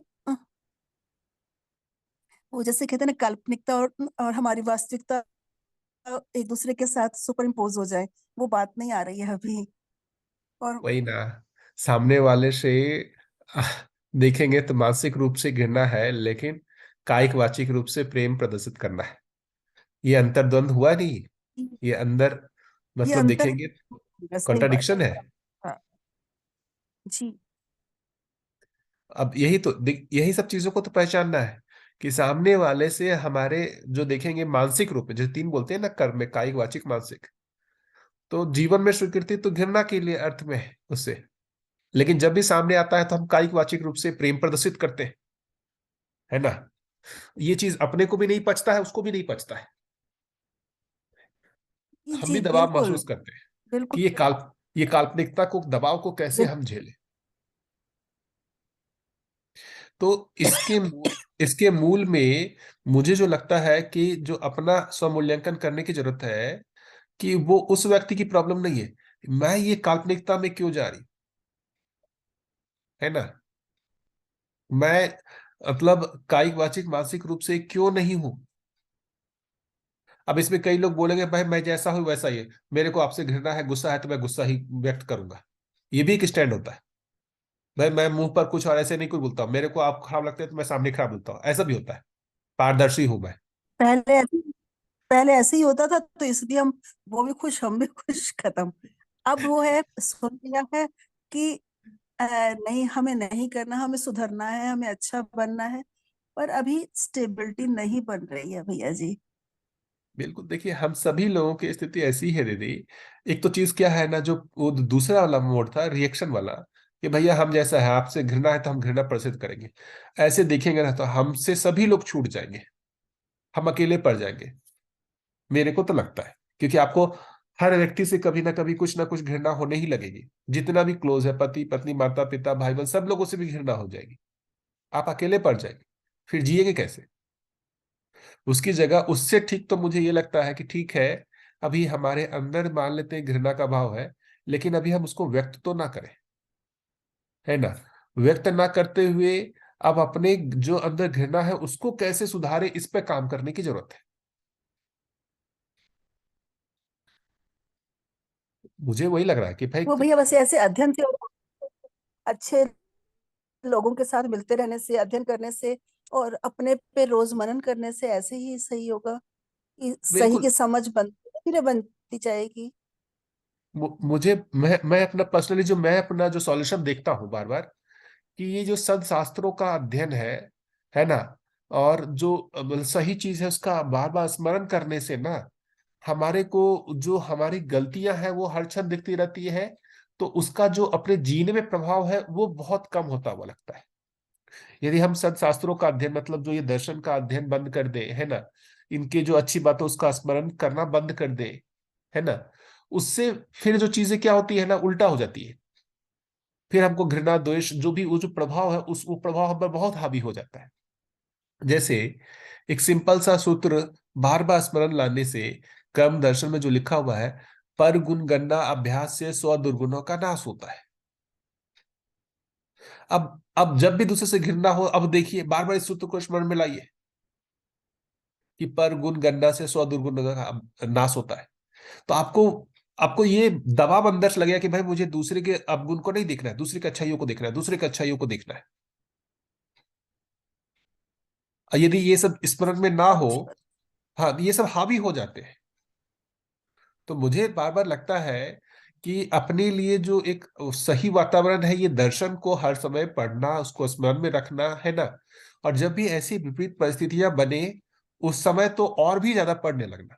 कई बार ऐसी सिस्टम, मतलब परिस्थितियां बनती हैं जहां पर हमारा विचार काम करना बंद कर देता है।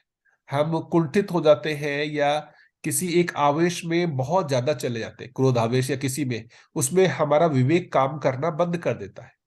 हम सोच विचार करना बंद हो जाता है। वैसी परिस्थिति में तो और भी ज्यादा दर्शन पढ़ना चाहिए, तभी उस परिस्थिति से हम निकल पाएंगे, वरना वो हमको घसीटते हुए कहां तक ले जाएगा पता भी नहीं चलेगा। तो निगेटिविटी का एक मुझे लगता है कि साइकिल जैसा होता है, वो आपको फंसाता है थोड़ा सा निगेटिव हुए संबंध में ना। तो आपकी यदि उसको बना के रखे हुए हैं तो वो निगेटिविटी की इंटेंसिटी बढ़ती जाती है। उसको पॉजिटिव करना बहुत जरूरी होता है। अब पॉजिटिव होगा किस विधि से? ये दर्शन को पढ़ करके, सही दिशा, सही को सोच करके, सही का स्मरण करके ही पॉजिटिविटी आती है ना। भैया जो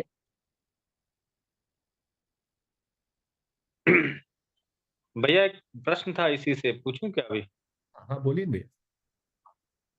हाँ भैया, वो एक अभी जो प्रश्न था वो ज्ञान और भाव वाला है ना, कि भाव के मूल में ज्ञान है। तो जैसे अभी जो हम चर्चा इस समय कर रहे हैं उसमें मान लो मैं मेरा किसी से संबंध है, और जब मैं उस संबंध को सही प्रकार से पहचान लेता हूँ तो मेरा व्यवहार उसके साथ ठीक हो जाता है, मेरा भाव विचार भी ठीक हो जाता है और व्यवहार भी ठीक हो जाता है। तो जब मैं किसी के साथ संबंध ठीक से पहचानने का मतलब मैं संबंध का ज्ञान मेरे को ठीक से हुआ। अब इसी कॉन्टेक्स्ट में मैं ये समझना चाहता हूँ कि आप ये अभ्यास किस चीज का करना है, ये अभ्यास की क्या बात है? जैसे मेरे को ज्ञान अगर ठीक है, मैं मेरी पत्नी का संबंध है, उस संबंध को ठीक से पहचानता हूँ कि इस संबंध में ये चीजें अपेक्षित हैं, तो मेरा भाव और विचार मेरी पत्नी के प्रति ठीक होगा और मेरा फिर व्यवहार भी ठीक होगा। लेकिन उसकी निरंतरता नहीं बनती है ना? तो एक तो प्रश्न है कि उसकी निरंतरता क्यों नहीं बनती है, जबकि ज्ञान है मुझे उस संबंध में, सूचना के रूप में तो है ही है कम से कम। और दूसरा, ये अभ्यास किस चीज का करना है, इसी कॉन्टेक्स्ट में किसी संबंध को लेकर अगर आप एक्सप्लेन करें तो समझने में थोड़ी और आसानी होगी। भी अपने को भैया लगता है कि संबंध की पहचान हो गई है, पढ़ लिया है, बट मुझे लगता है कि वो पहचान हुई नहीं है। क्योंकि सारे संबंध जो है वो अखंड समाज सार्वभौम व्यवस्था के अर्थ में ही पहचान में आएगा। तो जो संबंध पहचानने का मतलब जो है वो अखंड सार्वभौम व्यवस्था का पूरा चित्रण बनना। जैसे जैसे बाबा जी में देखेंगे तो अनुभव के आधार पर जो बुद्धि में बोध हुआ, उसके आधार पर चित्त में चिंतन के आधार पर उनके चित्त में भी कुछ चित्रण हो रहा होगा। वो चित्रण अखंड समाज सार्वभौम व्यवस्था का ही है। उस अखंड सार्वभौम व्यवस्था में से अब कोई व्यक्ति आता है तो उस व्यक्ति के साथ कैसा संबंध को वो पहचानते थे, उसके साथ मतलब पहचानने के साथ ही वो मूल्य का निर्वाह करते थे। अभी हो क्या रहा है कि हमारे चित्रण में वो अखंड समाज सार्वभौम व्यवस्था है ही नहीं।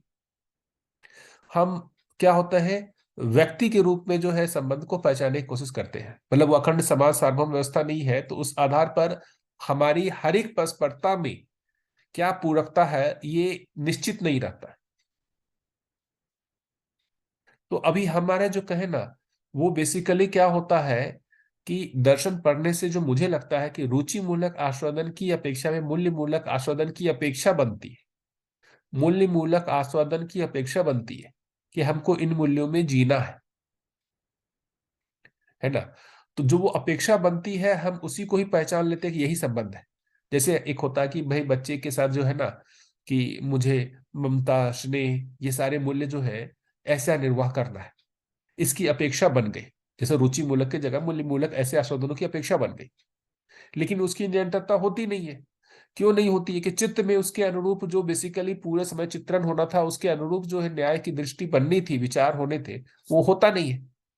तो चित्त वृत्ति में जो कंटेंट है वो इस जो न्याय की जो बेसिकली जो मूल्य मूलक आस्वादन जो होना चाहिए उसके लिए वो पूरा पड़ता नहीं है। तो कभी कभी क्षणिक रूप में हमको होता है, कभी नहीं भी होता है। तो जो जो इसकी निरंतरता जो मुझे लगती है कि जो जागृत व्यक्ति में जो आत्मा में अनुभव होने के बाद जो उसके उसमें भी चित्रण होता ही होगा, उसमें भी विश्लेषण होता ही होगा, उसमें भी मन में चयन आस्वादन होता ही होगा। तो जो उसमें होता होगा हमारे को वैसा ही चित्रण विश्लेषण और जो भी मूल्यों का आस्वादन होने लगे इसका अभ्यास करना होगा।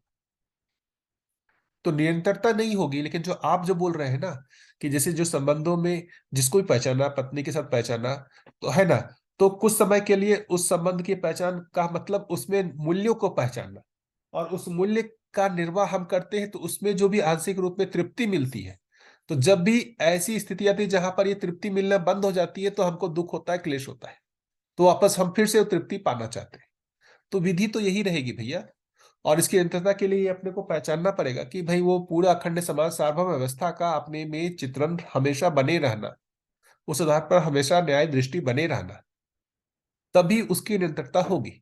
वरना अभी वो बोले ना कि भावावेश जिसको कहते हैं, उस स्थिति में हम लोग में आंशिकता में इसका दिखता है। यानी कि भैया जो अभ्यास होना है वो चित्त में। बिल्कुल भैया, चित्त चित्त में होना है, लेकिन चित्त में वो अखंड समाज सार्वभौम व्यवस्था का चित्रण जो है, हाँ सॉरी, अभी मेरा हम फोन आ गया। प्रयास प्रयास कर सकते हैं, है ना। उसमें बहुत सारा कुछ डेवलपमेंट हो भी सकता है, लेकिन ये समझ में आता कि उसकी पूर्णता वो बेसिकली अनुभव तक जाएगी, अनुभव के बाद ही उसकी पूर्णता होगी। लेकिन ऐसा नहीं कि अनुभव नहीं हुआ तो कुछ भी नहीं हुआ। यही तो कह रहे हैं कि हम जिसको चित्त शुद्धि कर रहे हैं या संस्कारों का परिमार्जन कर रहे हैं, यही है जहां चित्त में हम अखंड समाज सार्वभौम व्यवस्था का चित्रण को डेवलप कर रहे हैं। तो सामने वाले व्यक्ति को जैसे ही हमने देखा, तो हमारा क्या चीज चित्त में उभरा। अभी क्या उभरता है, सामने वाले को जैसे ही देखते हैं, उससे जुड़ी हुई पूर्व स्मृतियां उभरती है।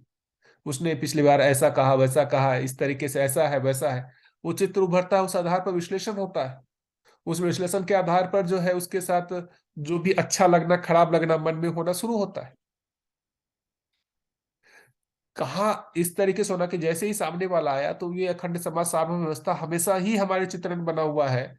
उस अर्थ में उस व्यक्ति के साथ जो है संबंध की पहचान होना और उसके साथ मूल्यों का निर्वाह होना। मतलब एक बार संबंध को पहचान लिया तो वो हमेशा के लिए न पहचान लिया। अभी पहचाना है, थोड़ी देर के लिए मूल्य का निर्वाह जैसे हो जो रहा है और थोड़ी देर बाद नहीं हो रहा है, इसका मतलब संबंध की पहचान नहीं हुई है, उसका अनुमान हुआ है अभी। लेकिन इसी विधि से ठीक ही बात है। पहचान।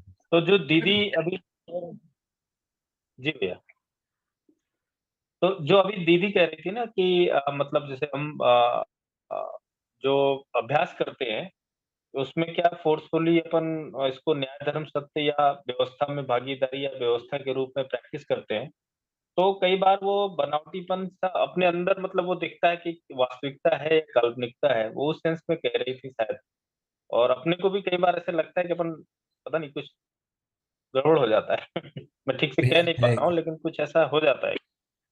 देखिए भैया, अभी हमें जैसे प्रेम नहीं है, स्नेह नहीं है ना, लेकिन हम उसको व्यक्त करते रहते हैं। सम्मान नहीं है लेकिन हम व्यक्त करते रहते हैं। होता ही है, हम सभी दोस्त लोग सब लोग साथ जो है हमारा, हम उसका अवमूल्यन किए हुए हैं, है ना।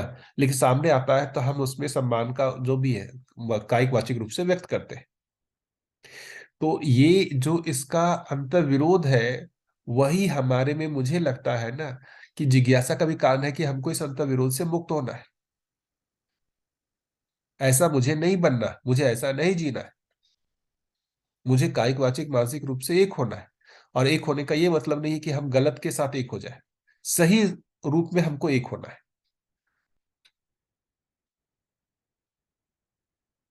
इस ये बार बार अपने को, मुझे लगता है कि जितना हम अपना स्वमूल्यांकन करेंगे, वो मतलब मुझे लगता है ये सब चीजें आवश्यक है, वरना हम इस बनावटीपन में जो है फंस जाएंगे, है ना।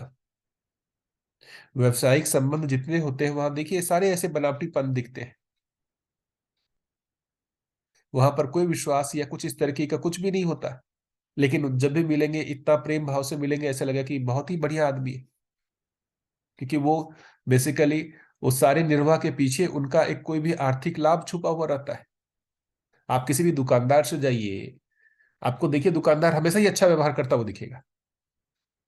दिखता है कि नहीं दिखता है? कोई भी दुकानदार आपको दिखता है, आप गए और आपसे बहुत खराब व्यवहार करता हुआ दिखाओ, बताइए। और फिर वो मुखौटा घर पे आके उतार देते हैं और फिर असली रूप आता है। तो देखिए मतलब बार बार ये ध्यान आकर्षण है कि ये समस्या सामने वाले की नहीं है, ये मेरी है। जो हम कायिक वाचिक मानसिक रूप से अलग है, ये समस्या सामने वाले के कारण हमको लगता है, लेकिन है तो वो मेरी समस्या।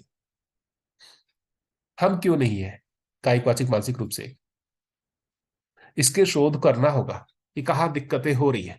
उसमें बहुत बड़ा जो एक चीज मुझे लगता है कि मतलब एक मान भय जैसा भी लगता है।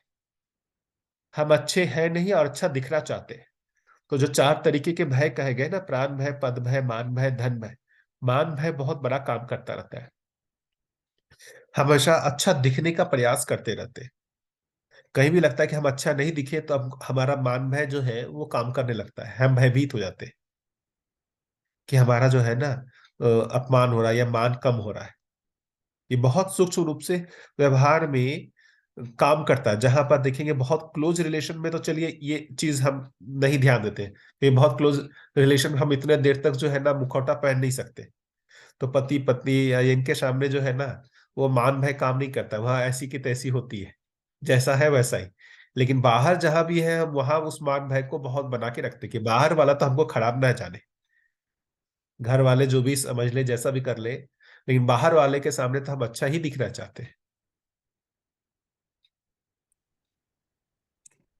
है या नहीं है? भैया मैं एक एग्जांपल अभी का अपना, हाँ, बोलिए दीदी। भैया जैसे अभी ये सारी बात में कि हम चाहते तो हैं। अभी मेरी बिटिया की अभी शादी हुई।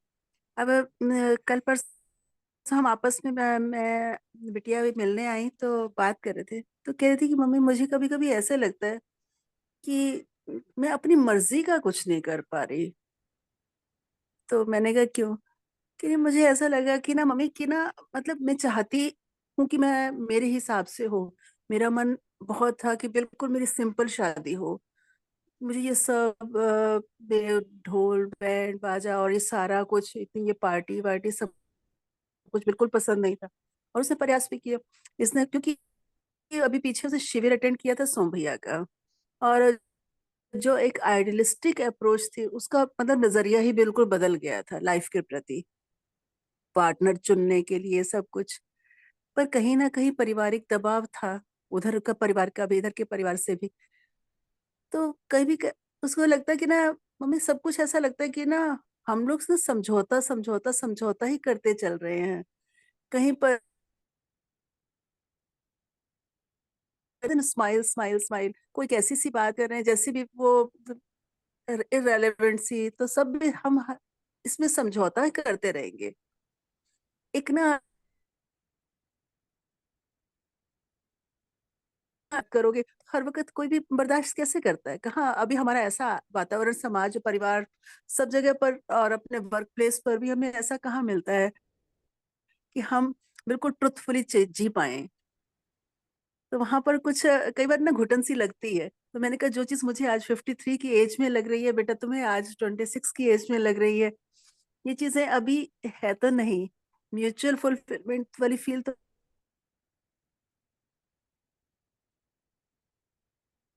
तो अच्छे से नहीं दे पा रही थी भैया। चलो में दीदी जो है ना, आप इसमें मुझे मुझे इसमें जो लगता है महत्वपूर्ण भाग कि ये दर्शन का जो सबसे जो स्ट्रांग पॉइंट है वो मूल्य ही है। तो जहां भी हम शिविरों पे ये सब में मूल्यों की बात सुनते हैं, है ना, तो हमारे को उस अर्थ में ही जीने का मन करता है, जैसे जो भी सरलता है ना, सहजता के साथ जीने का मन करता है। अब वो अपेक्षा बन गई, वैसा जीना चाहते हैं, लेकिन हम वस्तु स्थिति का मूल्यांकन नहीं कर पाते। मतलब अभी हम जिस समाज में जी रहे हैं वहां पर बाकी लोगों की स्थिति क्या है ना, उनके साथ कैसे अभी निर्वाह होगा ये अपने को नहीं आता। जैसे अभी ये सारी चीजें हो गई, जी। ये मेरी चाहत में तो आ गया, लेकिन जिनके साथ हम जी रहे हैं हम्म, क्या उनकी चाहत में है या नहीं है, ये भी तो महत्वपूर्ण भाग है। जी तो वस्तु बिल्कुल। स्थिति का मूल्यांकन ना होने से कई बार हम घटनाओं से पीड़ित होने लगते हैं। हमारे में उसके जैसे हो सकता है ना कि हम उसका मतलब अनुमोदन नहीं करते, है ना। ऐसे जो बोलते हैं ना, कायिक वाचिक मानसिक कृत कारित अनुमोदित, मैं इसका अनुमोदन नहीं करता हूं, ना ही मैं ऐसा करता हूं,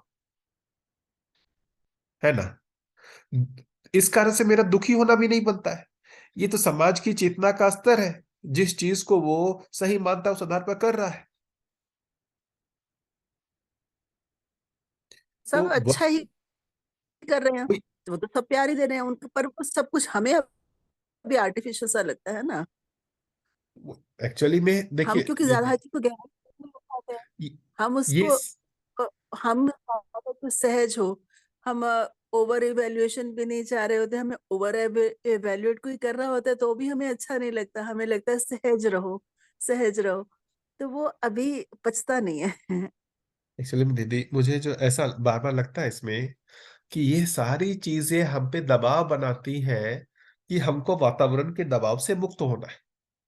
और वातावरण के दबाव से मुक्ति जो है वो अनुभव के पश्चात ही है।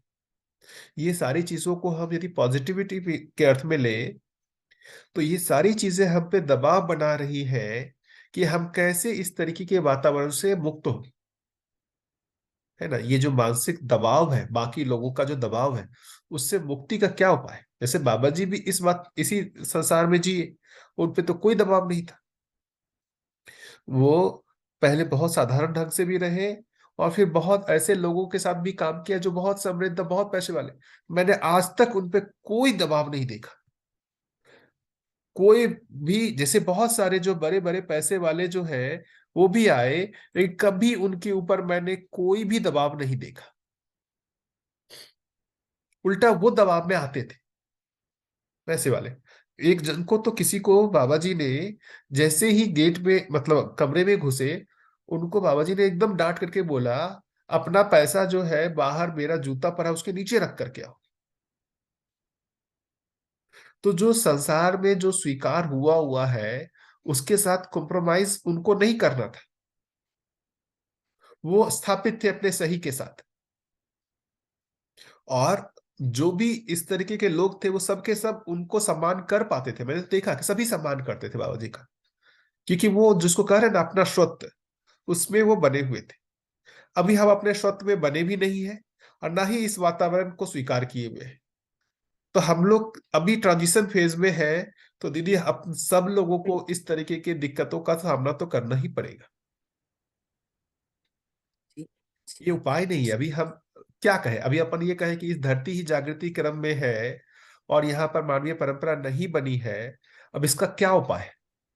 आप जो मुखौटा बोल रही हैं, मैं जब कॉलेज में था, आईआईटी कानपुर में बीटेक करा था, मुझे बहुत दबाव लगता था कि जिस तरीके की चीज ये सब कर रहे हैं दोस्त लोग, वो मुझे स्वीकार नहीं होता है। लेकिन अब उनके साथ मैत्री हम्म, बनी रहना है, तो इसलिए हमको स्वीकार करना है, उस चीजों में जाना है। तो ये सारे उलझने हम सभी लोगों को झेलनी पड़ी है। आप अकेले नहीं झेल रहे, सभी लोगों को झेलना है। ये तब तक झेलना है जब तक परंपरा नहीं बन जाती, वातावरण सही नहीं बन जाता है ना। जी, और इसके लिए मुझे लगता है एक ही उपाय है कि यही सब विधि से हम पे दबाव बनता है कि मैं इस वातावरण के दबाव से कैसे मुक्त हूं। उसके लिए अपने को ये दिशा दिखी हुई है कि भाई हम जागृत होकर के, अनुभव संपन्न होकर के इस वातावरण के दबाव से मुक्त हो सकते हैं, है ना दीदी। तो समाज का अभी की वर्तमान स्थिति में मूल्यांकन होना आवश्यक है। आप जिनके साथ जी रहे हैं उनका मूल्यांकन होना आवश्यक है। जैसे अभी आप में आ गई अपेक्षा कि मुझे सबके साथ विश्वास के साथ जीना है। अब आप सभी के साथ विश्वास के साथ जीना शुरू करेंगे, और आपको कुछ ही दिनों में दिखने लगेगा कि यार ये सब तो मेरे साथ विश्वासघात कर रहे हैं, है ना। आप सबके साथ विश्वास करना चाह रहे हैं और सब आपके साथ विश्वासघात कर रहे हैं। फिर आप कुंठित होने लगेंगे। तो आप में वो चाहत आ गई विश्वास की, कि विश्वास करना है, लेकिन उसको कैरी करने की, उसको वहन करने की क्षमता भी नहीं है। तो आप बाहर के वातावरण से प्रभावित होने लगते हैं,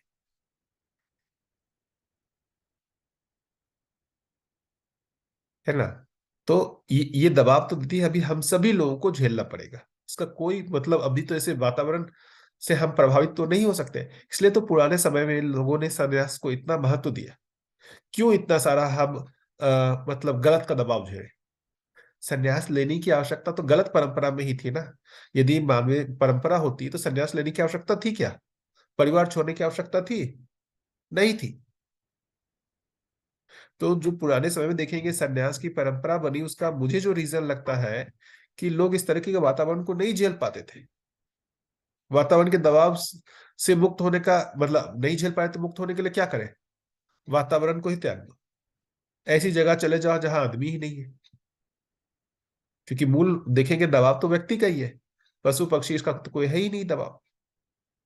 इस अर्थ में ही देखिए संन्यास परंपरा इतना स्ट्रांग रहा, मेरा जो अनुमान बनता है। अच्छी परंपरा में कोई संन्यास क्यों लेगा? जहां सभी लोग अच्छे से जी रहे हो, क्यों वो आदमी जो है संन्यास लेगा? वो तो अच्छा बनना चाह रहा है, और अच्छे बनने की प्रेरणा उसको सब वातावरण से मिल रही है, और वो अच्छा बनेगा, उसको जाने की जरूरत ही नहीं है। वो अच्छा बनना चाह रहा है और बाहर से प्रेरणा उसको गलत बनने की मिल रही हो, तभी तो वो उस वातावरण को छोड़ना चाहेगा। तो संन्यास जो पुराने समय में जो लिया गया, मैं उसको बहुत वो नहीं मानूंगा कि मतलब क्या है उसमें उसको ये क्षमता का आकलन होगा कि भाई मैं इस वातावरण में रह करके जो भी गुणात्मक परिमार्जन चाह रहा हूं वो मैं नहीं कर पाऊंगा, मैं इस दबाव को नहीं झेल पाऊंगा, मैं इस दबाव में से पीड़ित हो जाऊंगा, है ना। इससे अच्छा है कि इस वातावरण को त्याग दो। अभी हमारे सामने बाबा जी जो विकल्प दे रहे हैं, दूसरा दे रहे हैं, उस जो संन्यास लेने से ज्यादा कठिन है अपना रास्ता, है ना। अब हमको सही होने का अपेक्षा भी बन रहा है, और इसी वातावरण में करना भी है, हमारे लिए और ज्यादा कठिन है अभ्यास। जी भैया। हाँ भैया, मतलब हमको और परिश्रम करना पड़ेगा ये है पीढ़ी ना। में। और मुझे ये ज्यादा सही इस अर्थ में लगता है कि वो सन्यास वैसे लोगों के लिए था जिनमें मतलब बहुत तीव्र जिज्ञासा, ब्रह्म ज्ञान की जिज्ञासा ऐसे की चीज की जिज्ञासा बन गई, वैसे लोग चले सन्यास ले लिए। लेकिन बाकी लोगों में जो जिज्ञासा कैसे बनेगी? बाकी लोगों में जैसे हम सभी लोगों में जिज्ञासा बनेगी अपनी अपूर्णता को देख करके ही। हम जी नहीं पा रहे हैं संबंधों में, जो भी है, जो भी एक विश्वास के साथ, जो भी सम्मान के साथ हम जी नहीं पा रहे हैं, अभयता के साथ जी नहीं पा रहे हैं, तो ये सारी चीजें ही हमें जिज्ञासा का स्रोत बनेगी। हमें तो कहीं भी उस तरीके से ब्रह्म ज्ञान की जिज्ञासा नहीं थी। हम तो एक सामान्य व्यक्ति के जैसा थे, हम लोग सभी लोग, और आए और यहाँ पर किसी न किसी एक वातावरण के दबाव से जो भी पीड़ित है, उसके लिए अपने को ये रास्ता दिख रहा है। तो मुझे जो बार बार लगता है कि ये सारे जो दबाव होते हैं और ये दबाव जो हमको कुंठित करते हैं, उससे जो एक उपाय मुझे दिखता है कि ये संत शास्त्रों का अध्ययन होना आवश्यक है, अच्छे लोगों के साथ चर्चा होते रहना आवश्यक है ना। मतलब दर्शन को पढ़ते रहना, दर्शन से जुड़ी हुई चीजों की चर्चा करते रहना, उससे हमारे स्वयं में उत्साह बना रहता है, उमंग बना रहता है। और बीच बीच में समय भी लेता, अच्छे ऐसे वातावरण में जाते रहना चाहिए। जैसे हापुड़ हो गया, अछोटी हो गया, मानव तीर्थ हो गया, गुजरात में भी कई है, महाराष्ट्र में भी है। तो ऐसे लोगों के बीच में जैसे 2 महीने 3 महीने में जाके हम मिल लिए, वैसे लोगों से मिलते हैं तो हमारे को अच्छा लगता है, वो अच्छा भाव 2-3 महीना कैरी होता है। तो ऐसा अपना दिनचर्या को बना लेना चाहिए कि भाई अपने रूटीन में साल भर में हम ऐसे से करते रहेंगे।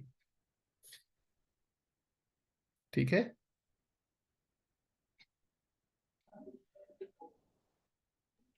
बहुत बढ़िया भैया। बहुत और कोई कुछ बोलना चाहेंगे अभी तक जो चर्चा हुई उससे रिलेटेड? सभी लोग व्यक्त होंगे तो अच्छा रहेगा, मुझे लगता है कि कुछ ही लोग व्यक्त होते हैं। यहाँ पर देखिए अभी एक जगह आना पड़ेगा, जैसे मैं भी व्यक्त हो रहा हूँ, मैं, मेरे को पता है मेरी स्थिति, मतलब मैं बहुत वैसा नहीं, अभी श्रवण की स्थिति में मैं भी हूँ, सारा कुछ है। तो जैसा मैं व्यक्त हो रहा हूँ आप सभी मतलब व्यक्त हो सकते हैं, क्योंकि मैं भी आप ही के लेवल में ही हूँ, मैं भी इसी चीज को पढ़ रहा हूँ, समझने की कोशिश कर रहा हूँ, इसी के अभ्यास में लगा हुआ हूँ। तो हम सभी लोग व्यक्त होंगे ना तो एक दूसरे के सहयोगी बन पाएंगे। जैसा वो जो प्रेरणा की बात कर रहे थे ना, तो ये वर्चुअली भी एक दूसरे से प्रेरणा पा सकते हैं। आप व्यक्त होंगे, आपकी व्यक्त होने से मुझे भी प्रेरणा मिलेगी कि सभी इतने सारे अच्छे लोग सोचने वाले हैं, तो मेरा भी उत्साह बनेगा।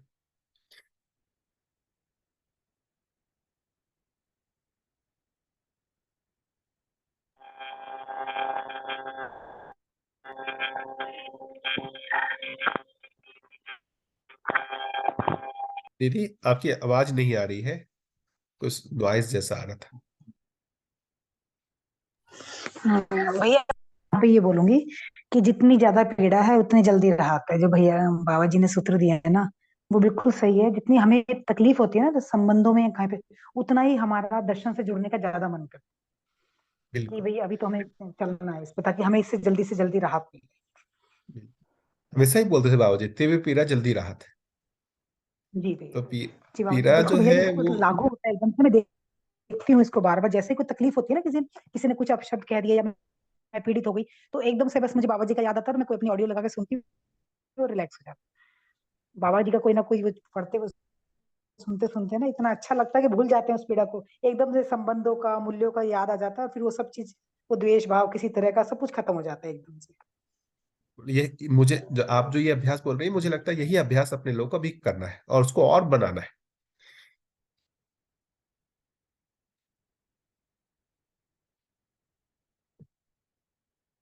और कोई कुछ बोलना चाहेंगे?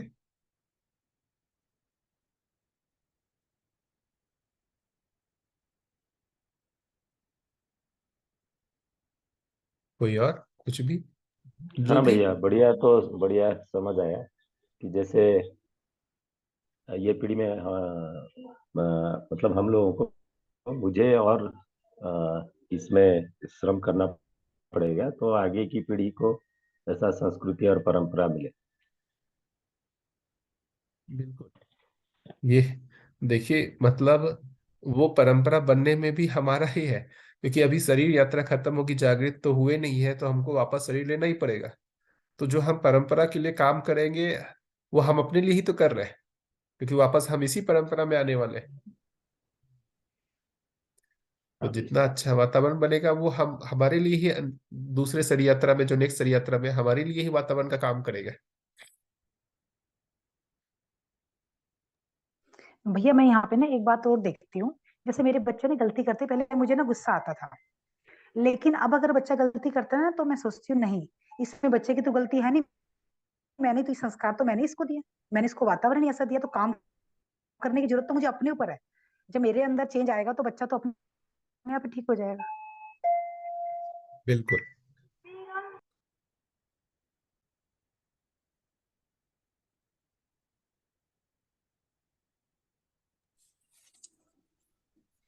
भैया वो प्रेरणा वाली बात तो बहुत अच्छी लगी, क्योंकि जब हम प्रेरित होते हैं तो उसके लिए मतलब वो हमारे सामने एक रेफरेंस पॉइंट बन जाता है, और फिर उसको देख के हम अपना बिहेवियर चेंज करते हैं, हमारा व्यवहार चेंज करते हैं। ऐसा अभी जो आपने बात रखी बहुत सुंदर थी, थैंक बिल्कुल।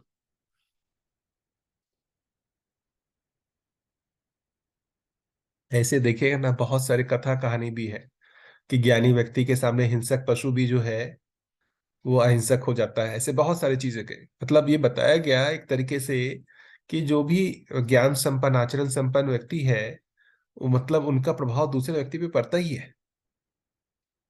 तो प्रभाव पड़ने का मतलब ही प्रेरणा है।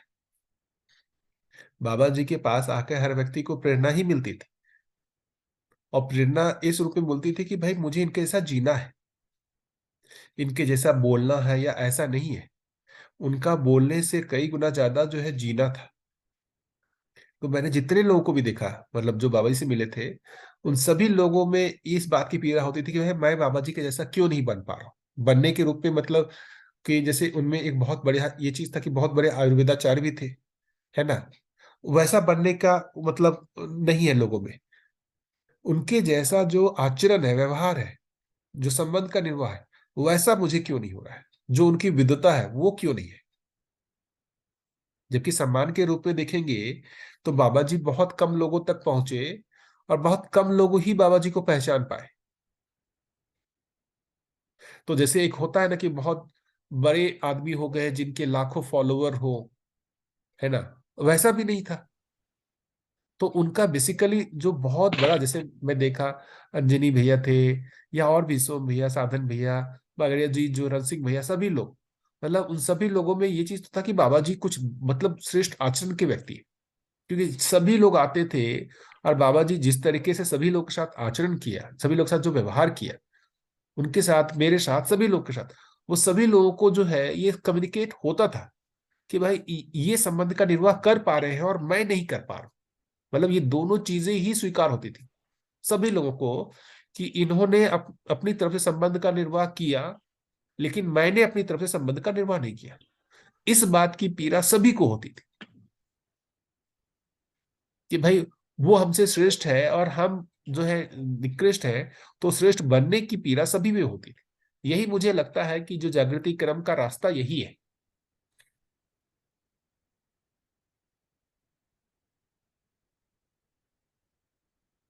बार बार बाबा जी बोलते भी थे इस चीज को कि ये जो भी मतलब जो जीवन विद्या बोल रहे हैं, इसका धारक वाहक प्रमाणित व्यक्ति ही होगा।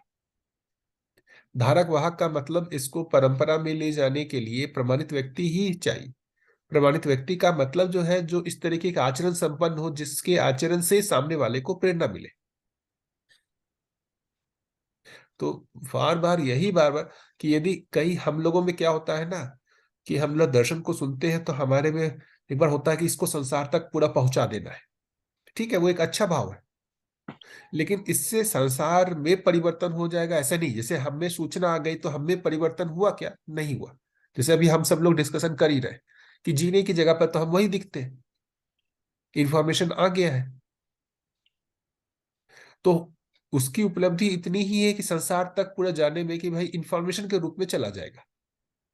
लेकिन मूल प्रेरणा के रूप में जाने के लिए हमारा आचरण भी वैसा दिखना पड़ेगा। यदि हम संसार को देना चाहते हैं, संसार के लिए करना चाहते हैं, तो सबसे पहला काम हमको जो है अपने आचरण में लाना पड़ेगा इस चीज को। आचरण में लाने का मतलब हुआ कि हमारे में धीरता, वीरता, उदारता, एटलीस्ट इतना तो दिखना पड़ेगा। साथ ही साथ स्वधन, स्वनारी, दया, पुण्य का व्यवहार, ये दिखना पड़ेगा। न्याय, धर्म, सत्य की दृष्टि दिखनी पड़ेगी। इतना दिखेगा तभी दूसरे को प्रेरणा मिलेगी। यदि नहीं दिखता है तो दूसरे को प्रेरणा नहीं मिलेगी।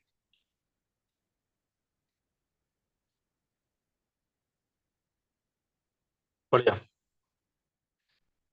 तो संसार को यदि समर्पित करने का बहुत जो भी इच्छा होती है उसमें, मतलब मुझे लगता है कि उसका दबाव बनता है कि संसार को पास ले जाना है तो मुझे आचरण संपन्न होना पड़ेगा। इसलिए बाबा जी एक बार बार बार ये बोलते थे, प्रमाणित होने की इच्छा के बिना अनुभव नहीं होगा। उसका मूल मतलब यही लगता है। प्रमाणित होने की इच्छा का मतलब है कि मैं धीरता, वीरता, उदारता संपन्न हो जाऊं, मैं स्वधन, स्वनारी, दयापूर्ण का व्यवहार में जीने लगूं। इसकी इच्छा हुए बिना अनुभव नहीं होगा, क्योंकि अनुभव के पहले जो देखेंगे मानवीयता की बात कर रहे हैं। अनुभव जो इसको बोल रहे हैं, जो आत्मा में अनुभव, जो ब्रह्म की अनुभव की बात कर रहे हैं, उससे पहले बुद्धि में अवधारणा होगी। बुद्धि में अवधारणा होने का मतलब मैं सामाजिक हो जाऊंगा। सामाजिक होने का मतलब ये सारी चीजें मेरे जीने में आ जाएगी, मानवीयता मेरे में आ जाएगा। तो मानवीयता से संपन्न हुए बिना ब्रह्म की अनुभूति होगी ही नहीं। तो मानवीयता से संपन्न हो जाना ही, इसकी अपेक्षा स्ट्रांगली बन जाना ही प्रमाणित होने की इच्छा है। तो ये इच्छा बन जाना ही अनुभव के लिए रास्ता है। जितनी तीव्र इच्छा बनेगी कि भाई हमको अब इसमें ही जीना है, यही हमारी आवश्यकता हो गई। अभी कहाँ होती है, जैसे पर्सनली मैं अपनी बात देखूं, कई सारी दूसरी चीजें हमारी आवश्यकता बन जाती है। धन का भय हो जाता है, परिवार में कैसे लोगों का आगे होगा भविष्य, इसको लेकर के भय हो जाता है। हमारी आवश्यकता ज्यादातर वहां बन जाती है। हमारे में मूल्यों का निर्वाह नहीं हो पा रहा है, उसका हो सकता है कि थोड़े समय के लिए उसका प्रभाव पड़ता हो, उससे हम प्रभावित होते हो, लेकिन उसका प्रभाव निरंतर कहाँ बना रहता है? हर क्षण हमारे में ये कहाँ बना हुआ 24 घंटे कि भाई मैं धीरता, वीरता, उदारता क्यों नहीं कर पा रहा हूँ, मैं स्वधन, स्वनारी, दयापन का व्यवहार में क्यों नहीं जी पा रहा हूँ?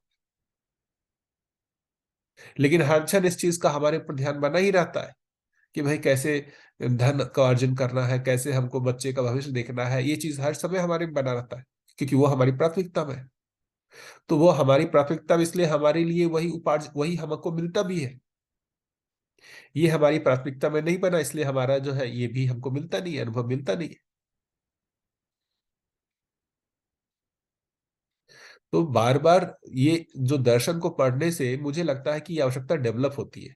दर्शन को, मतलब मैं तो देख रहा हूँ कि पिछले 2-3 दिन से मैं वापस दर्शन को फिर से अच्छे से पढ़ रहा हूँ। तो जितना पढ़ता हूँ मेरे चित्र में वो चीजें उतनी फैल रही है। पढ़ने का मतलब वो चित्र तक जा रहा है, चित्रण तक जा रहा है। चित्रण में ये चीजें जितनी फैलती है उतना ही अब उसके अनुरूप जो है विश्लेषण होने लगता है, विचार होने लगता है, वैसे ही भाव डेवलप होने लगते हैं। तो मुझे लगता है कि इस काम को रिग्रेसली किया जाए, लगातार किया जाए, खूब दर्शन को पढ़ा जाए, खूब उस पर सोचा जाए, है ना, बार बार स्मरण किया जाए। मुझे लगता है यही एकमात्र उपाय लगता है।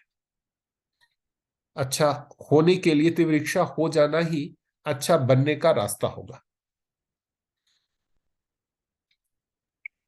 तो भैया अभ्यास यही है क्या, बार बार दर्शन को पढ़ना, उसका मनन करना, सूचना का, यही अभ्यास है बिल्कुल या अभ्यास क्या यही चीज होगी? करना है भैया, बार बार अच्छा। इसके आधार पर अपना स्वनिरीक्षण करते रहना कि कितना जो मैंने भी पढ़ा है सही को, उस सही के अनुरूप मेरे में कितना जीने में है या नहीं है। सही को हम ठीक पढ़ते बात। हैं तो सही सही हमको स्वीकार होते जा रहा है, चित्त में वो सही को हम मान्यता के रूप में स्वीकार कर रहे हैं, मान्यता के रूप में स्वीकार कर रहे हैं। और जब स्व मूल्यांकन कर रहे हैं, अपना स्व निरीक्षण कर रहे हैं, तो देख रहे हैं जिस चीज को सही हमने स्वीकारा है उसके विपरीत हम जी रहे हैं। तो वो बार बार जो है अपने पर बिल्कुल। दबाव बनाता है कि जिस चीज को हमने सही मान्यता के रूप में स्वीकार किया है वैसा ही मेरे जीने में भी कैसे आ जाए। वो जीने में नहीं आ रहा है, उसका मूल कारण है हमारी जो पूर्वाभ्यास है। हमने जो पूरा पुराना अभ्यास किया हुआ है प्रिय हित लाभ का, परधन पर नारी पर पीरा का, दीनता हीनता क्रूरता का, वो इतनी जल्दी थोड़ी चला जाएगा। तो हमारे में मान्यता रूप में, ये कामना के रूप में अभी चित्त में आया है, प्रवृत्तियों के रूप में पुराना जो अभ्यास किया हुआ है वो चल रहा है।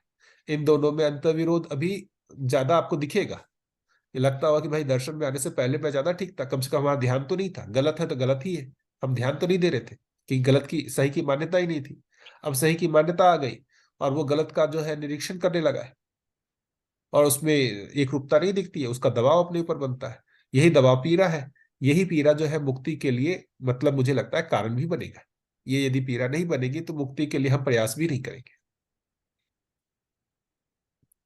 तो ये कोई गलत चीज नहीं हो रहा है, हम एक स्टेप आगे ही बढ़े हैं, यही मेरा कहना है।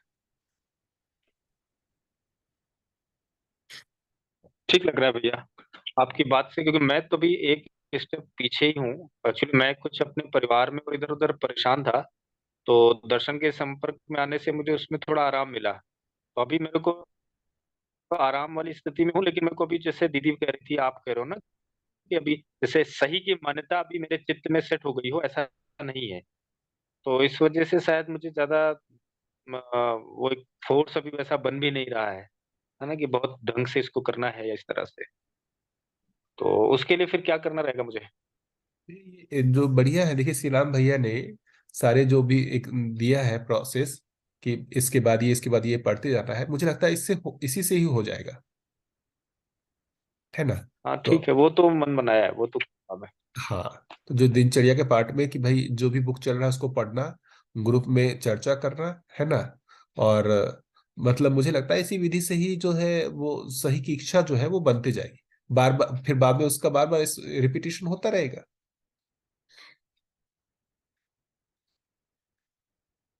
बढ़िया।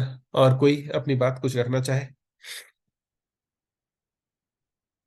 देखिए मतलब एक तो वस्तु को लेकर के स्पष्टीकरण की बात है कि बाबा जी दर्शन में क्या बोल रहे हैं, है ना।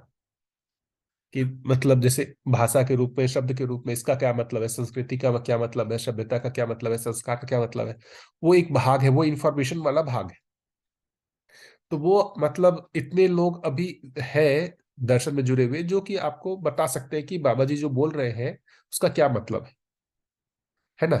वो आप किसी से भी, साधन भैया हो गए, श्रीराम भैया हो गए, राकेश गुप्ता जी हो गए, सोम भैया हो गए, ऐसे बहुत सारे लोग हैं, है ना। यूट्यूब पे राकेश भैया ने तो बढ़िया कोरोना काल में पूरी बुक का ही कर दिया था, तो वहां से भी अपन कर सकते हैं। तो जो मतलब एक तरीके से शब्द को लेकर के या सेंटेंस को लेकर के या कोई भी चीज भाषा को लेकर के ये किस ओर इंगित किया जा रहा है, तो उसका एक सामान्य स्पष्टीकरण तो मिल जाता है, अपन उस ओर सोच पाते हैं। जो दूसरा जो भाग मुझे बहुत जो महत्वपूर्ण लगता है, जो ये नहीं होता है कि हमारा स्वनिरीक्षण होना और उस स्वनिरीक्षण के आधार पर जो जीने की तीव्र इच्छा बनना, मतलब गलत से मुक्त होकर के सही के प्रति हमारा आकर्षण बनना, उसके लिए अपने को अभ्यास करना होगा। वो सिर्फ इस इंफॉर्मेशन से नहीं आएगा, हाँ, लेकिन ये इंफॉर्मेशन भी जरूरी है क्योंकि इसी इंफॉर्मेशन से हमारे में सही की मान्यता आएगी। यदि इंफॉर्मेशन ही नहीं है तो सही की मान्यता का पता ही नहीं है, मानवीय स्वभाव का पता ही नहीं है, धीरता वीरता उदारता का पता ही नहीं है, स्वधन स्वनारी दयापुन का पता ही नहीं है, तो हम अपना स्व मूल्यांकन करेंगे क्या, स्व निरीक्षण करेंगे क्या? स्व निरीक्षण कर ही नहीं पाएंगे।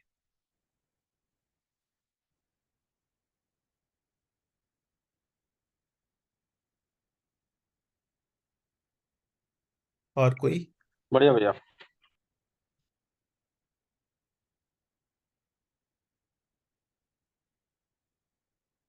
और कोई कुछ कहना चाहेंगे?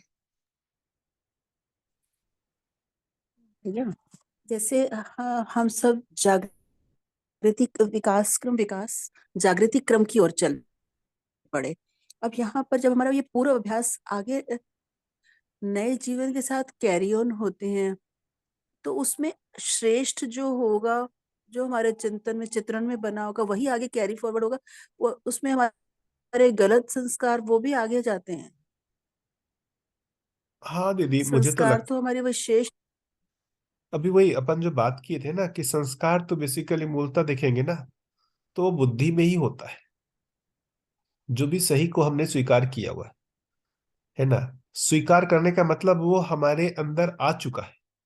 अभी ज्यादातर भाग हमारे अनुमान क्षेत्र में है, शोध तो क्षेत्र वो में। सही भी हो सकता है, गलत भी हो सकता है। अब जिसको वही हमने अब सही मान लिया, उसमें दोनों चीज हो सकती है। वही तो अभी जैसे दर्शन की बहुत सारी चीजें हमने सुन ली है, सारी चीज इससे हमारे में संस्कार बन गया हो ऐसा नहीं है। अभी हमने इसको सिर्फ मान लिया है ना। ये हम्म। मान करके यदि हमको स्वीकार हो गया, तब वो मुझे लगता है कि कैरियर, जैसे मान लेते हैं कि जीवन और शरीर होता है, जीवन और शरीर के प्रति अभी हमारी मान्यता बनी है। यदि इस शरीर यात्रा में हम उसको जान लेते हैं कि जीवन और शरीर होता है, ये हमारा स्वत्व हो गया। स्वत्व होने का मतलब क्या हो गया कि अब ये दर्शन में कहा जा रहा है इसलिए जीवन और शरीर में बोल रहा हूं, ऐसा नहीं। मैं इसका दर्शन कर रहा हूं, मैं इसको देख रहा हूं कि जीवन शरीर है। वो दर्शन के आधार पर बिल्कुल नहीं बोल रहा हूँ, मेरे अपने जो है समझ के आधार पर बोल रहा हूँ, मेरे अपने अनुभव के आधार पर बोल रहा हूँ। तो ये जो दिखा है वो तो कैरी होगा। यदि ये दिखा नहीं है और अनुमान क्षेत्र में ही सिर्फ है ना, तो मुझे लगता है कि बहुत वैसा कैरी होता नहीं है।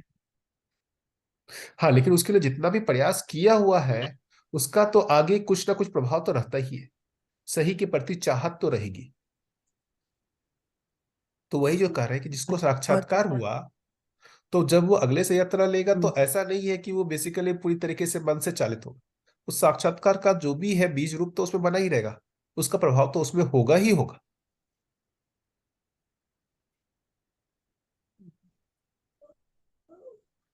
अच्छा भैया, जो ये स्वत्व हो जाएगा, जो सूचना का स्वत्व जो भी हम बात कर रहे हैं, ये पठन, अध्ययन, मनन, साक्षात्कार, इनमें से कौन सी चीज होगी ये? साक्षात्कार होगा भैया। हाँ, मतलब कम से स्वत्व कम होना ही साक्षात्कार साक्षात्कार। है ना। साक्षात्कार नहीं हुआ है तब तक मनन है ना। मनन का मतलब वो हमारे को स्पष्ट नहीं हुआ है।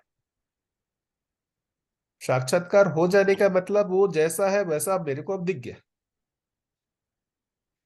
उस पे अब कोई शंका नहीं है। उससे पहले तक शंका है, तभी तो मनन कर रहे हैं। शंका ना हो और मनन करें, मनन का मतलब ही है कि उसको हम हर दिशा कोण से हम देखने का प्रयास कर रहे हैं, कैसा है वो स्पष्ट नहीं हुआ है। स्पष्ट हो गया तो हम दर्शन करेंगे, मनन क्यों करेंगे। बढ़िया भैया, ठीक।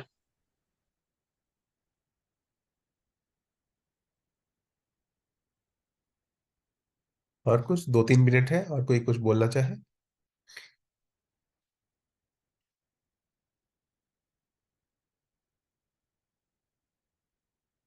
कोई भी अपनी बात को शेयर करना चाहे, 2-3 मिनट है अपने पास अभी।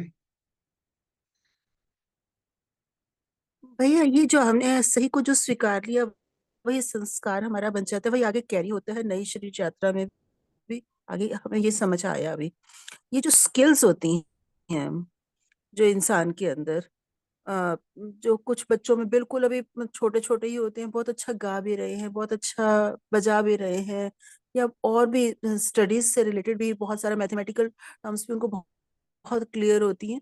तो वो स्किल्स वो किस पार्ट में आती हैं, किस तरह से वो कैरी होती है? इसका तो बहुत मेरे को अनुमानी से स्किल का बहुत सारा भाग मुझे मेधस से भी जुड़ा हुआ लगता है और अभ्यास से भी जुड़ा हुआ लगता है। जैसे एक सही यात्रा में हो सकता है कि कोई लगातार उसके अभ्यास करते करते उसमें उसमें इसका स्किल डेवलप हो गया। स्किल कोई भी चीज देखेंगे तो कोई एक झटके में आता है ऐसा नहीं है, वो अभ्यास करने से आता है। हम्म, तो जो भी बिल्कुल। अभ्यास देखेंगे ना, जो ब्रेन के साथ अभ्यास बना हुआ है, वो तो मुझे लगता है कैरी नहीं होगा, है ना। जैसे अच्छा अच्छा। गाना है, अच्छे गाने का जो देखेंगे, वो बेसिकली बहुत सारा अभ्यास मुझे लगता है कि वो ब्रेन के साथ और ये सारी चीजों के साथ है ना। तो जो सारे अभ्यास मेधस के माध्यम से, शरीर के माध्यम से है, वो तो वापस फिर से करना पड़ेगा। लेकिन जैसे विचार करने की क्षमता है, विश्लेषण करने की क्षमता है, वो तो उसको हमने जीवन का पूरी है। तरह से स्वीकार, ये तो फिर वही सेम ही बात ही होगी, जिसको हमने बिल्कुल स्वीकार कर लिया है वही आगे कैरी होगा। चाहे वो ये स्किल्स भी कुछ हद तक तो जो आगे किसी किसी में बहुत ज्यादा होती हैं बचपन से ही। बिल्कुल। और ये जी। अभी मेरे को भी बहुत क्लियर नहीं है कि कौन सी चीजें ब्रेन से बहुत सारी जुड़ी हुई है, कौन सी सीधा जीवन से है, मेरे को भी अभी बहुत स्पष्ट नहीं है। जैसे अभी मान लेते हैं किसी एक को बहुत बढ़िया, जैसे भी आपने जो एग्जांपल लिया कि गायक बहुत अच्छा गाना गाता है, तो क्या अगले सर यात्रा में भी वो बहुत अच्छा गायक होगा या नहीं होगा? तो ये सारी बहुत सारी चीजें तो हाँ, मुझे दो दो लगता है तीन कि ना, तीन साल के बच्चे अच्छा गा। वो आवाज पे भी डिपेंड करता है। मतलब जैसे एक व्यक्ति है, उसके गले की कुछ स्ट्रक्चर भी तो है। अब उसका आवाज ही मान लीजिए खराब है, वो कितना कैसे गाएगा? आप जैसे पुराने देखिए ना, रफी, किशोर या मुकेश, इन सभी की आवाज देखिए, सबकी फ्रिक्वेंसियां अलग अलग थी। तो उसमें कहीं ना कहीं सही संरचना का भी तो रोल था, है ना। तो ये सब चीजें मुझे लगता है शरीर से भी बहुत सारी चीजें जुड़ी हुई है।